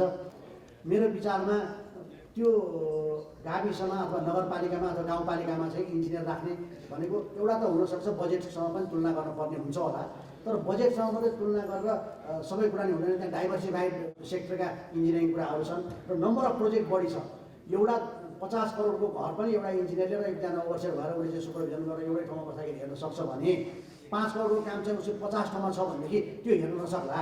विविधतालाई पनि विचार गरेर दरबन्दीको आयोजन व्यवस्था गर्नुपर्छ र अघि चाहिँ भर्टिकल मुभमेन्ट होरिजेन्टल मुभमेन्टको कुरा थुप्रै चल्यो। भर्टिकल मुभमेन्ट होरिजेन्टल मुभमेन्टमा पनि त्यत्तिकै चाहिँ नि त्यो मोटिभेसन हुन्छ नलागिन्छ। तर अघि हाम्रो चाहिँ अब मेरो विचारमा जगदीश सर यही हुनुहुन्छ जस्तो लाग्छ मलाई, अहिलेसम्म हुनुहुन्थ्यो। जगदीश सरले भन्नुभयो त्यो मात्रै कुरा होइन, नयाँ जेनेरेसनले त्यो भर्टिकल मुभमेन्ट नभए पनि जान सक्छ भनेर भन्नुभयो। तर जेसुकै होस्, भर्टिकल मुभमेन्ट होस्, होरिजेन्टल मुभमेन्ट होस्, चाहे अन्य किसिमको कुरा होस्, इन्जिनियरलाई गाउँमा बस्नको लागि अथवा गाउँ भने नगरपालिकामा बस्न, काठमाडौँभन्दा बाहिर अथवा सहरभन्दा बाहिर बस्नको लागि मोटिभेसनल फ्याक्टर चाहिँ हुन पऱ्यो। मोटिभेसनल फ्याक्टर भयो भने मात्रै इन्जिनियरहरू बस्छन्। प्रमोसनको मात्रै कुरा छैन, तलबको मात्रै कुरा छैन, विभिन्न किसिमका होला। इन्जिनियरिङ समुदायसँग छलफल गरेर मोटिभेसनल फ्याक्टर के हो र के गरेर इन्जिनियरहरू त्यहाँ बस्छन् भन्ने कुरा हामीले विचार गर्न सकेनौँ भने यो देशमा इन्जिनियर पनि बस्दैनन्, यो देशको विकास पनि हुँदैन। यो चाहिँ हामीले चाहिँ फलाकेर नारा मात्रै लगाउनु चाहिँ यो कुरा कल्पना मात्रै हुन्छ। यो सेसनलाई म यहाँ गर्न चाहन्छु र आजको स्पिकर उनीहरूले चाहिँ विशेष कामले गरिसक्नु भएको छ। उहाँलाई पनि सम्पूर्ण नेपाली तर्फबाट हार्दिक धन्यवाद दिन चाहन्छु। त्यसै गरेर कमेन्टेटर मान्य सरलाई पनि धन्यवाद दिन चाहन्छु र रञ्जित गर्न इन्जिनियर उपाध्याय र इन्जिनियर रुमी माधवजीलाई पनि हार्दिक धन्यवाद दिँदै आजको सेसन यहाँ भएको घोषणा गर्न चाहन्छु। मेरो विचार त्यो मोमेन्टम गर्न भन्नु लाग्यो होला। हस्, धन्यवाद। Thank you. Thank you all for धन्यवाद।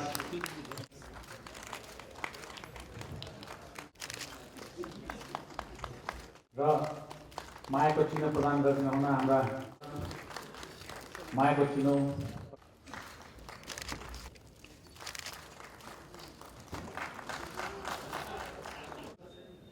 Socio economic environment and climate change. इन्जिनियरहरू अब लोकल लेभलमा काम गर्दाखेरि, इन्फ्रास्ट्रक्चरमा काम गर्दाखेरि यो socio economic environment and climate change सम्बन्धमा यो प्राविधिक रूपमा कसरी काम गर्न सकिन्छ, यसलाई कसरी चाहिँ लोकल लेभलमा इफेक्टिभ रूपमा लान सकिन्छ भन्ने बारेमा यसको वरिपरि रहेर चाहिँ यो सेसन सञ्चालन हुन गइरहेको छ। म यो सेसन सञ्चालन गर्नको लागि म कृष्ण सिंह बस्नेत यहाँहरू सबैलाई चाहिँ स्वागत गर्दै यो सेसन सञ्चालन गर्न अध्यक्षज्यूको अनुमति चाहन्छु। उक्त अनुमति बमोजिम यो सेसन अध्यक्षता गरिदिनु हुनको लागि सेसन चेयर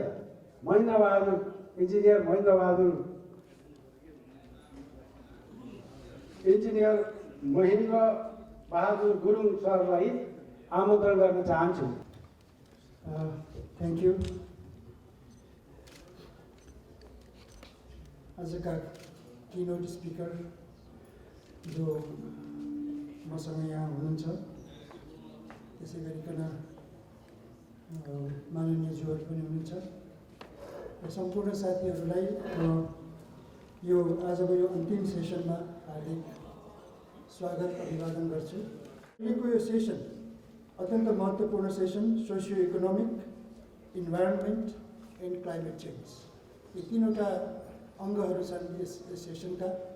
यी तीनवटा अङ्गहरू सहितको यो सेसन अत्यन्त महत्त्वपूर्ण छ। र अबको फेभरेबल कन्डिसन के हो, हाम्रो अपर्च्युनिटी के आइरहेको छ? 240 वर्षको राजतन्त्रको समाप्तिपछि सङ्घीय लोकतान्त्रिक गणतन्त्र नेपाल बनिरहँदाखेरि as an engineer where we see the our space, where is hope, म के राख्छु। र म अलिकति क्लाइमेट चेन्ज र डेभलपमेन्टको कुरालाई लिङ्केज गरेर अब हामीले क्लाइमेट रेजिलिएन्ट इन्भेस्टमेन्ट प्लानिङको कुरा र अब साँच्चै भन्नुहुन्छ भने understanding of engineers in local development and our role, हामी हाम्रो रोल कसरी खोजिरहेको छौँ। मैले 3-4वटा कुरा राख्न चाहेँ। अहिलेको कन्टेक्स्ट के हो भने, अहिलेको कन्ट्रीको कन्टेक्स्ट के हो भन्नुलाई भने 2072मा हामीले संविधान सभाबाट संविधान लिएर आएका छौँ। This a very positive direction, एउटा एचिभमेन्ट हो। यो कुरालाई हामी इन्जिनियर्सहरूले पनि आफूलाई नजरअन्दाज गरेर हामी त्योबाट एलुक छौँ भनेर सोच्नु हुँदैन भन्ने मेरो धारणा छ। र अर्को कुरो के हो भने हामीले पुअर ग्रोथ कसरी गर्ने, गरिबीहरूको चाहिँ ग्रोथ कसरी गर्ने, आज गरिबीको रेखामुनि भएको मान्छेलाई कसरी लिङ्केज गर्ने, गरिबी विपन्न अप्ठ्यारो परेको वर्ग दूरदराजलाई हामीले कसरी मूल प्रभावमा ल्याउने भन्ने कुरो हाम्रो चुनौती छ। किन केही गर्न सकिरहेको छैनौँ, त्यसमा हाम्रो अघि प्रस्तोताजीको एउटा चाहिँ पोइन्ट थियो, नलेज ग्याप पनि हाम्रो छ भने म त के भन्छु भने कि यो नलेज ग्याप भन्दा पनि नलेज इम्प्लिमेन्टेसन नभएको हो। किनभने हामी कोही पनि हाम्रो जुनमा विद्वता छ अथवा जेमा चाहिँ हाम्रो जिम्मेवारी छ त्यो काम गर्दैन, त्यो बाहेक सबै गर्छ। उदाहरणको लागि हामी प्लानिङ कमिसनले प्लानिङ गर्दैन, आजसम्म भएको छैन, म पनि भएको छैन। प्लानिङ कमिसनको जिम्मा मन्त्रालयले दिन्छौँ, मन्त्रालयले पनि लेखाको कर्मचारीलाई दिन्छ, तर हामी कुराहरू ठुला गर्छौँ। जहाँसम्म अर्को चाहिँ कसरी ग्रोथ गर्न सकिन्छ भन्ने कुरामा उहाँले राम्रो कुराहरू भन्नुभएको छ, capital increment, labour increment and progress increment. तर त्योभन्दा पनि हाम्रो इन्जिनियरिङ पोइन्ट अफ भ्यूबाट एउटा अर्को फोकस हामीले गर्नुपर्ने जुन हामी गरिरहेका छैनौँ त्यो अप्टिमाइजेसन। किनभने इन्भेस्टमेन्ट गरेपछि केही रिटर्न त आउँछ, तर मिनिमम इन्भेस्टमेन्टमा कसरी म्याक्सिमम रिटर्न खोज्ने त्यो अप्टिमाइजेसनको लागि छ। यदि हामीले आफ्नो काम गरेको भए सायद त्यो अप्टिमाइजेसन चाहिँ हुन्थ्यो। रिसर्च गर्छौँ तर रिसर्चको आउटकम चाहिँ हाम्रो एउटा रिपोर्ट हुन्छ। खास गरिकन जहाँसम्म यो क्लाइमेट चेन्ज र यसको सोसियो इकोनोमिक इम्प्याक्टसँग फोकस छ, जेनरल सर्कुलेसन मोडल जुन अघि अलिकति ब्रिफली उहाँले पनि चर्चा गर्नुभयो, अहिलेसम्म 23वटा यस्तो जिएसएम मोडेलहरू चाहिँ क्लाइमेट चेन्जको इम्प्याक्ट्सको बारेमा आएछ। But their outcomes itself are contradictory to each other. त्यसमा चाहिँ के हुन्छ कसो हुन्छ भन्ने चाहिँ हामी कसरी अगाडि, अब तर क्लाइमेट चेन्जमा के काम भएको छ? क्लाइमेट चेन्जमा काम कसरी भएको छ भने मानव टेम्परेचर 2 डिग्रीले बढी भयो भने 10 वर्षमा अथवा 1 डिग्रीले बढी भयो भने के हुने, त्यस्ता कुराहरू छन्। तर टेम्परेचर नै कति बढ्ने, ह्युमिडिटी नै कति चेन्ज हुने, त्यो कुराहरूमा कन्ट्राडिक्सन छ एकअर्कासँग। जस्तै कि केही जेनरल एडाप्सनहरू छन्, जस्तै कि सी लेभल राइजिङ अथवा चाहिँ एभरेज टेम्परेचर राइज अथवा भेपोराइजेसन अफ वाटर। खास गरेर मैले नेपालको परिप्रेक्ष्यमा हेर्दाखेरि मैले 3वटा कुरा चाहिँ देखेको छु मैले, जुन थ्रेड छ हामीसँग र हामी इन्जिनियर चाहिँ त्यसमा सजग हुनुपर्छ।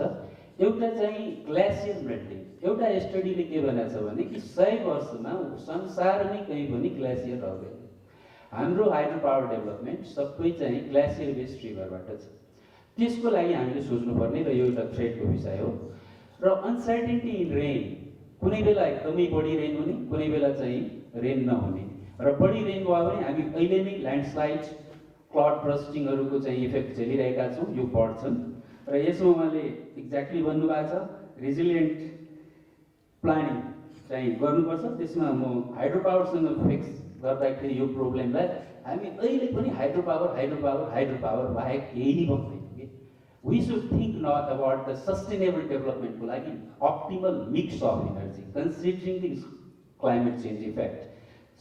यदि यो हुनेवाला छ भने अहिले नै किन नसोच्ने कि हाम्रो सस्टेनेबल कन्टिन्युअस ग्रोथको लागि इनर्जी मिक्स चाहिँ अप्टिमल इनर्जी मिक्स के हुने, ड्याम स्ट्रक्चर यो फ्लड ब्रस्टदेखि लिएर कसरी हुने, जस्तै सिल्टिङ प्रब्लम अहिले पनि छ, त्यो झन् विकराल हुनेवाला छ यो यसको कारणले।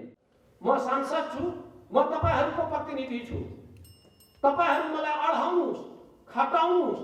तपाईँ यो गफ दिएर हुँदैन, मैले यहाँ बोलेर मात्रै होइन, मलाई तपाईहरूले टेस्ट गर्नुहोस्। तपाईहरूले दिएको जिम्मेवारीमा म जहिले पनि खडा हुन्छु, किनभने म पनि एउटा इन्जिनियर छु। उहाँ सरले उठाउनु भयो कुरा, चाहिने तपाईँको हाम्रो चाहिने इन्जिनियरिङ प्रतिष्ठान किन अहिलेसम्म बन्न सकेन। म सांसद हुन बित्तिकै पनि हाउसमा बोलेको थिएँ। खोइ त्यसपछि कसैले चाहिने भेरी सरी टु से कसैले कहिले भन्नुभएको छैन कि कुनै डेलिगेसनमा जाऊ कि कहाँ भन्नुपर्छ कि कहाँ दौड्नुपर्छ कि कहिले पनि भन्नुभएको छैन। सायद त्यो आवश्यकता ठान्नु नभए होला, त्यसमा मलाई केही पनि भन्नु छैन। हामीले आफ्नो इन्जिनियरको हक हितको लागि आफ्नो देश बनाउने कुरामा हामी चाहिँ जहिले पनि तयार हुनुपर्छ। हामी बडो दुईटा विशाल मुलुकको बिचमा छौँ, हामीले त्यसबाट फाइदा लिनु सक्छौँ। देश चाँडै बन्छ, हामी त्यति निराशावादी हुनु हुँदैन। केही पनि भएको छैन भन्न मलाई बडा अप्ठ्यारो लागिरहेको छैन। धेरै कुरा भएको हामीहरू देखिरहेछौँ। आशा र आकाङ्क्षा धेरै भएको हुनाले मान्छे चाहिने त्यही नेगेटिभ टिप्पणी चाहिने बढी गर्छ। भएको काम देख्दैन। नेपालमा ठुला ठुला परिवर्तन भएछ। विकासका काम पनि पहिला राजा महाराजा भन्दा कसैको छोराले, जनताको छोराले देश विदेश हेर्न पाइँदैन थियो। अहिले धेरै त्यत्रो स्कुल छ, त्यत्रो हस्पिटल बनेको छ, त्यत्रो कम्युनिकेसन भएको छ। के चाहिने तपाईँहरू मेसेज गर्नुभयो, हामी यहाँ उपस्थित भएका छौँ। चिठी काट्नु पर्थ्यो, पिउन दौडाउनु पर्थ्यो। केही भएको छैन। मैले धेरै निराशाको कुरा सुने। त्यो चाहिँ आफै आफ त्यो मेरो विचारमा एउटा सच्चा नेपालीले राष्ट्रलाई कसरी चाहिँ अग्रणी दिशातिर लैजाने हो त्यतातिर सोच्ने हो। यहाँहरू सबैजना इन्जिनियर हुनुहुन्छ, वरिष्ठ हुनुहुन्छ, 101 हुनुहुन्छ। सबैजना मिलेर देश बनाऊ। हामी सुन्दर भूमिमा जन्मिया छौँ। हाम्रा पर्यटनको त्यत्रो सम्भावना छ। मलाई पनि यहाँ बोलाएर म यहाँहरूकै इन्जिनियर हुँ, म इन्जिनियरै भएकोमा गर्व ठान्दछु। इन्जिनियर भएर मात्रै मैले सांसद पाएँ, इन्जिनियरकै थ्रु पाएँ। म इन्जिनियर भएकोमा मलाई गर्व छ र यहाँहरू सम्झिनु भयो, यहाँ बोलाएर 2 शब्द बोल्न दिनुभयो, त्यसमा म धेरै धेरै धन्यवाद दिँदै फेरि पनि मेरो गुनासो सम्बोधन होस्, टाइममा चाहिने कार्यक्रम सुरु होस् र अन्त होस् भन्दै म बिदा हुन्छु। धन्यवाद।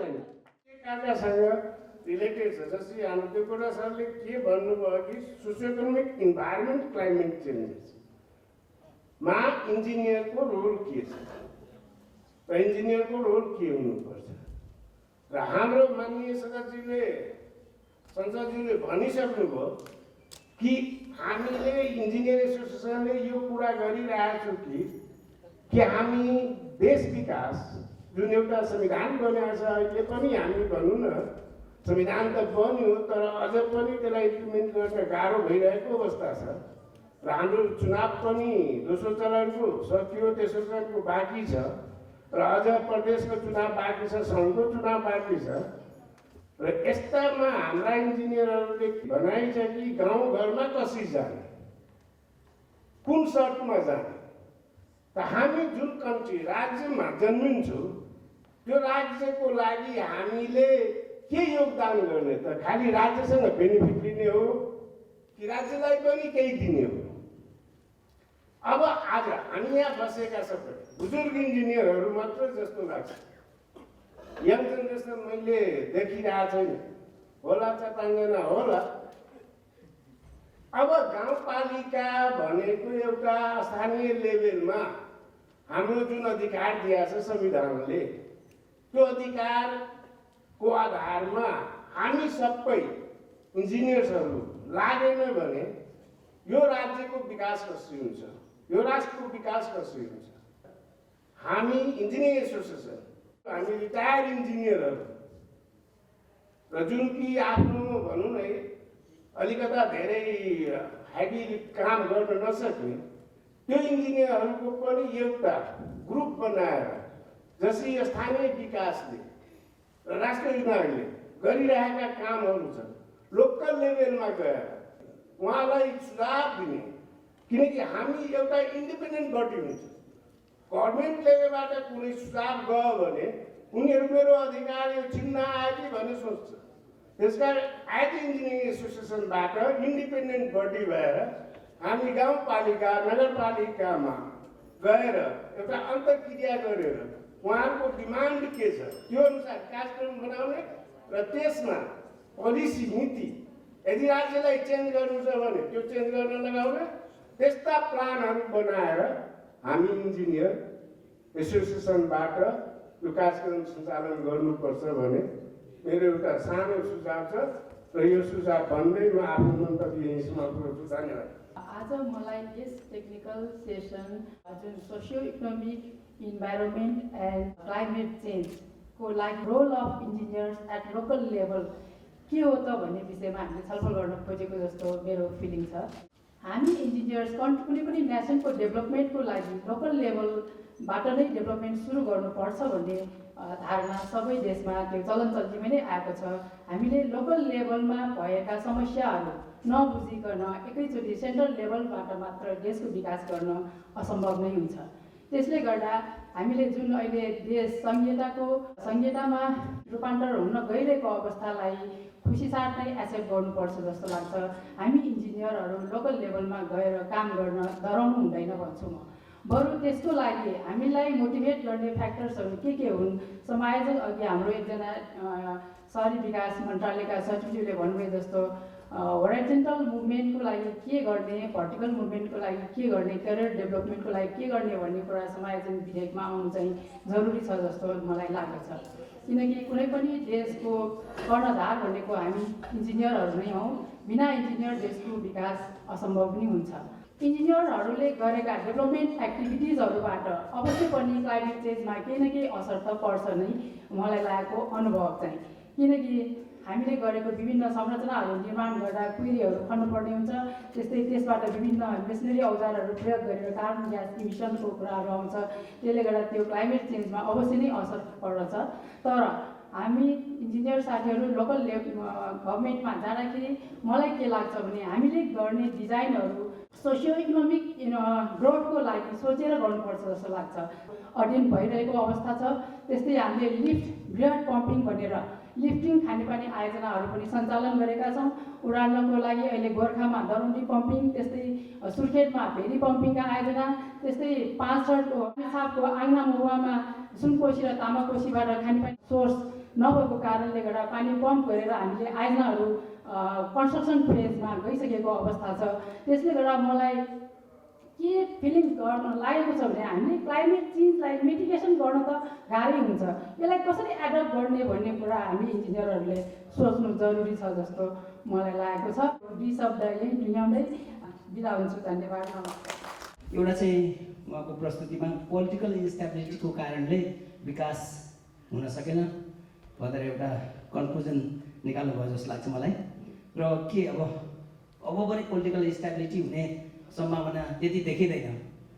अहिलेको स्पेकुलेसन त्यो छ भने अब फेरि पनि के देश चाहिँ विकास आर्थिक रूपमा समृद्धि हुन सक्दैन त?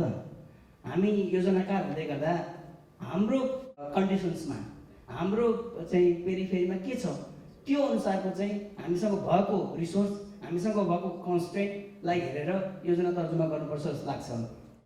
अब पोलिटिकल इन्स्टेबिलिटी नहुने बित्तिकै विकास निर्माण नहुने भन्ने किसिमको चाहिँ कुरा अलिकति कन्ट्राडिक्ट गर्छ कि जस्तो लाग्छ। पोलिटिकल स्टेबिलिटी बिना इकोनोमिक एजेन्डा जान्छ कि जाँदैन भन्ने कुरोमा जुन कन्सर्न छ। मेरो लर्निङ जापानमा मेजी इरा थियो होइन, तपाईँ हामीले चाहिँ मलेसिया देखेका छौँ, ताइवान देखेका छौँ। र पोलिटिकल स्टेबिलिटी भएन भने मुलुकको इकोनोमिक एजेन्डा तपाईँ हामीले सोचे जति जाँदैन। That's my learning. किन भन्नु होला भने अनस्टेबिलिटीभित्र, गरिबीभित्र पोलिटिक्स पनि के भने अनस्टेबल हुँदो रहेछ। त्यसो भएर हामीले यो चाहिँ के भने भाइस भर्सा हो। त्यसो भएर पोलिटिकल स्टेबिलिटी अहिले मैले बुझेको चाहिँ के छ भने 2072 संविधान सभाबाट संविधान आयो। यसपछि अझै पनि संविधान संशोधनका प्रावधानहरू त्यहाँभित्र छन्। राजनीतिक दलहरूले सुझबुझको साथ यसलाई एड्रेस गरेर जानुहुन्छ भनेर हामीले आशा गर्नुपर्छ। धेरै मैले मिडियामा बोल्ने गर्छु, हामी जस्ता छौँ, हाम्रो राजनीतिक पार्टीहरू त्यस्तै छन्, हामी पार्टीहरू जस्ता छन्, हाम्रा नेताहरू त्यस्तै छन्। तसर्थ हामीले यो सुधारिएर लाने हो। यो धन्यवाद ज्ञापन पनि हो। सर्वप्रथम डाक्टर दिनेश चन्द्र देवकोटा पूर्व उपाध्यक्ष हुनुहुन्छ राष्ट्रिय योजना आयोगको र हाम्रो अत्यन्त आदरणीय हुनुहुन्छ र उहाँले आफ्नो विचार व्यक्त गर्ने क्रममा भन्नु पनि भयो कि उहाँ त्यहाँ आयोगमा हुँदाखेरि इन्जिनियरिङ स्टाफ कलेजको लागि विशेष पहल पनि गर्नुभएको थियो, बजेट पनि राख्नुभएको थियो। उहाँको यो प्रस्तुति जो किनोट स्पिच थियो अत्यन्त स्ट्रक्चर्ड, सारगर्भित, थट प्रोभोकिङ, विचार उत्तेजक थियो। उहाँले ग्रोथलाई 3टा कम्पोनेन्टमा जोडेर भन्नुभयो, increment in capital, in labour र टेक्नोलोजिकल प्रोग्रेस। 3टा कुराहरू हुनुपर्छ भनेर भन्दै जाँदा अरविन्द मिश्रज्यूले त्यसमा एउटा कुरा थप्नुभयो। त्यति मात्र भएर पुग्दैन, त्यसमा अझै टेक्नोलोजिकल अप्टिमाइजेसन थपिदियो भने सुनमा सुगन्ध हुन्छ भन्ने कुरा उहाँले राख्नुभयो। त्यो अत्यन्तै राम्रो जस्तो कुरा मलाई लाग्छ। डेभलपमेन्टले स्टेबल अथवा स्थिर राजनीतिक अवस्था खोज्छ, त्यो पूर्व शर्त हो भन्ने कुरा उहाँले राख्नुभयो। यो इन्स्टेबिलिटीको र ट्रान्जिसनको दौरानबाट हामी ट्रान्सफर्मेसन भएर अगाडि बढिरहँदा संविधान जुन बन्यो र निर्वाचनहरू जुन भए त्यो उपलब्धिको रूपमा आइरहेको छ। त्यसो भएको हुनाले better chances of development, better chances of growth, यो जुन अहिलेको न्यू पोलिटिकल सेटअप छ त्यसमा हामी आशा गर्न सक्छौँ। त्यो कुरै उहाँले क्लाइमेट चेन्जको बारेमा पनि प्रत्येक वर्ष यदि 1.5 देखि 2% सम्म क्लाइमेट चेन्जको लागि प्रावधान नराख्ने हो भने पछि गएर हामी खतरामा पर्न सक्छौँ भन्ने थ्रेट उहाँले एउटा दिनुभएको छ, जुन चाहिँ हामी मनन गर्नुपर्छ जस्तो लाग्छ। उहाँलाई धेरै धेरै धन्यवाद छ। त्यस्तै हिसाबले प्यानलिस्टको रूपमा हाम्रो माननीय सकलदेव सुतियारज्यूले बडो ओजपूर्ण प्रवचन दिनुभयो, हामी सबैलाई उत्साह दिनुभयो र उहाँको एउटा मूल उद्देश्य अथवा त्यो प्रवचनको क्रक्स चाहिँ के छ भने हामी निराशावादी हुनु हुँदैन। Things are changing and changing for good, we should be optimistic भन्ने उहाँले यो त्यो दिनुभएको छ, सन्देश दिनुभएको छ। श्रीमान सचिवज्यूले चाहिँ एकदमै बुदागत रूपमा उहाँले त भन्नु पनि भएको छ कि इन्जिनियरहरू, यङ इन्जिनियरहरू गाउँमा जान, पहाडमा जान, तराईमा जान, विकट क्षेत्रहरूमा जान तर्सिनुहुन्न, डराउनुहुन्न। उहाँले एउटा सुझाव दिनुभयो इन्जिनियर्स एसोसिएसनलाई कि एउटा टिम बनाउनुहोस्, गाउँमा पठाउनुहोस्, विभिन्न टिमहरू बनाएर विभिन्न गाउँमा पठाउनुहोस् र त्यहाँ के छ डिमान्ड, प्रब्लम के छ त्यो सङ्कलन गर्ने प्रयत्न गर्नुहोस् र त्यसपछि अनि फेरि इन्जिनियरहरूलाई मोबिलाइज गर्न अथवा राष्ट्रिय योजना आयोगलाई सहयोग गर्नुहोस्, सुझाव दिनुहोस् भन्ने उहाँले कुरा राख्नुभयो। त्यसै गरिकन खानेपानी विभागका उपमहानिर्देशक मीना श्रेष्ठज्यूले मलाई एउटा कुरा एकदमै मन पर्यो, उहाँले जुन उत्साहका साथ जसरी उहाँले बोलिराख्नु भएको थियो, सम्भवतः मैले एक दुईवटा हेरेँ यहाँ विगतका 2टा सेसनहरूको भन्दा उहाँको प्रस्तुति अलिक बेजोड थियो कि भन्ने मलाई लाग्छ। आई मे बी रङ, त्यसमा मलाई अन्यथा नटान्नु होला। उहाँको प्रस्तुति मलाई मन पर्यो र उहाँको भनाइ के थियो भने कन्ट्री इज ट्रान्सफर्मिङ, देश चाहिँ अब यो रूपान्तरणको क्रमबाट गुज्रिरहेको छ। यति भन्दै यो 55औं इन्जिनियर्स दिवस आज हामी मनाइरहेका छौँ। भोलि यसको इनोगुरल सेसन छ। यसमा मलाई पनि सम्झना गरेर यो 31औं कार्यकारिणी परिषदले यो सेसनको यो मैले हामी सबैले आदर गर्नुपर्ने आदरणीय सरहरू रहनुभएको यो सेसनलाई चेयर गर्ने जुन अवसर दिनुभयो, यसको लागि म धेरै धेरै आभार व्यक्त गर्न चाहन्छु।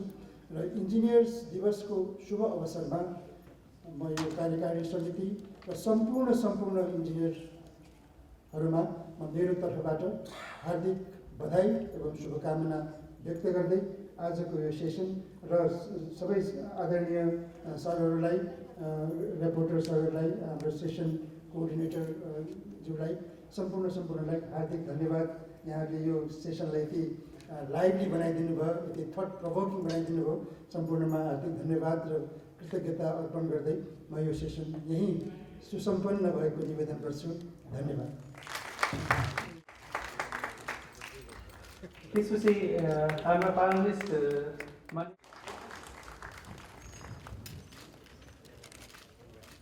पुनर्निर्माणले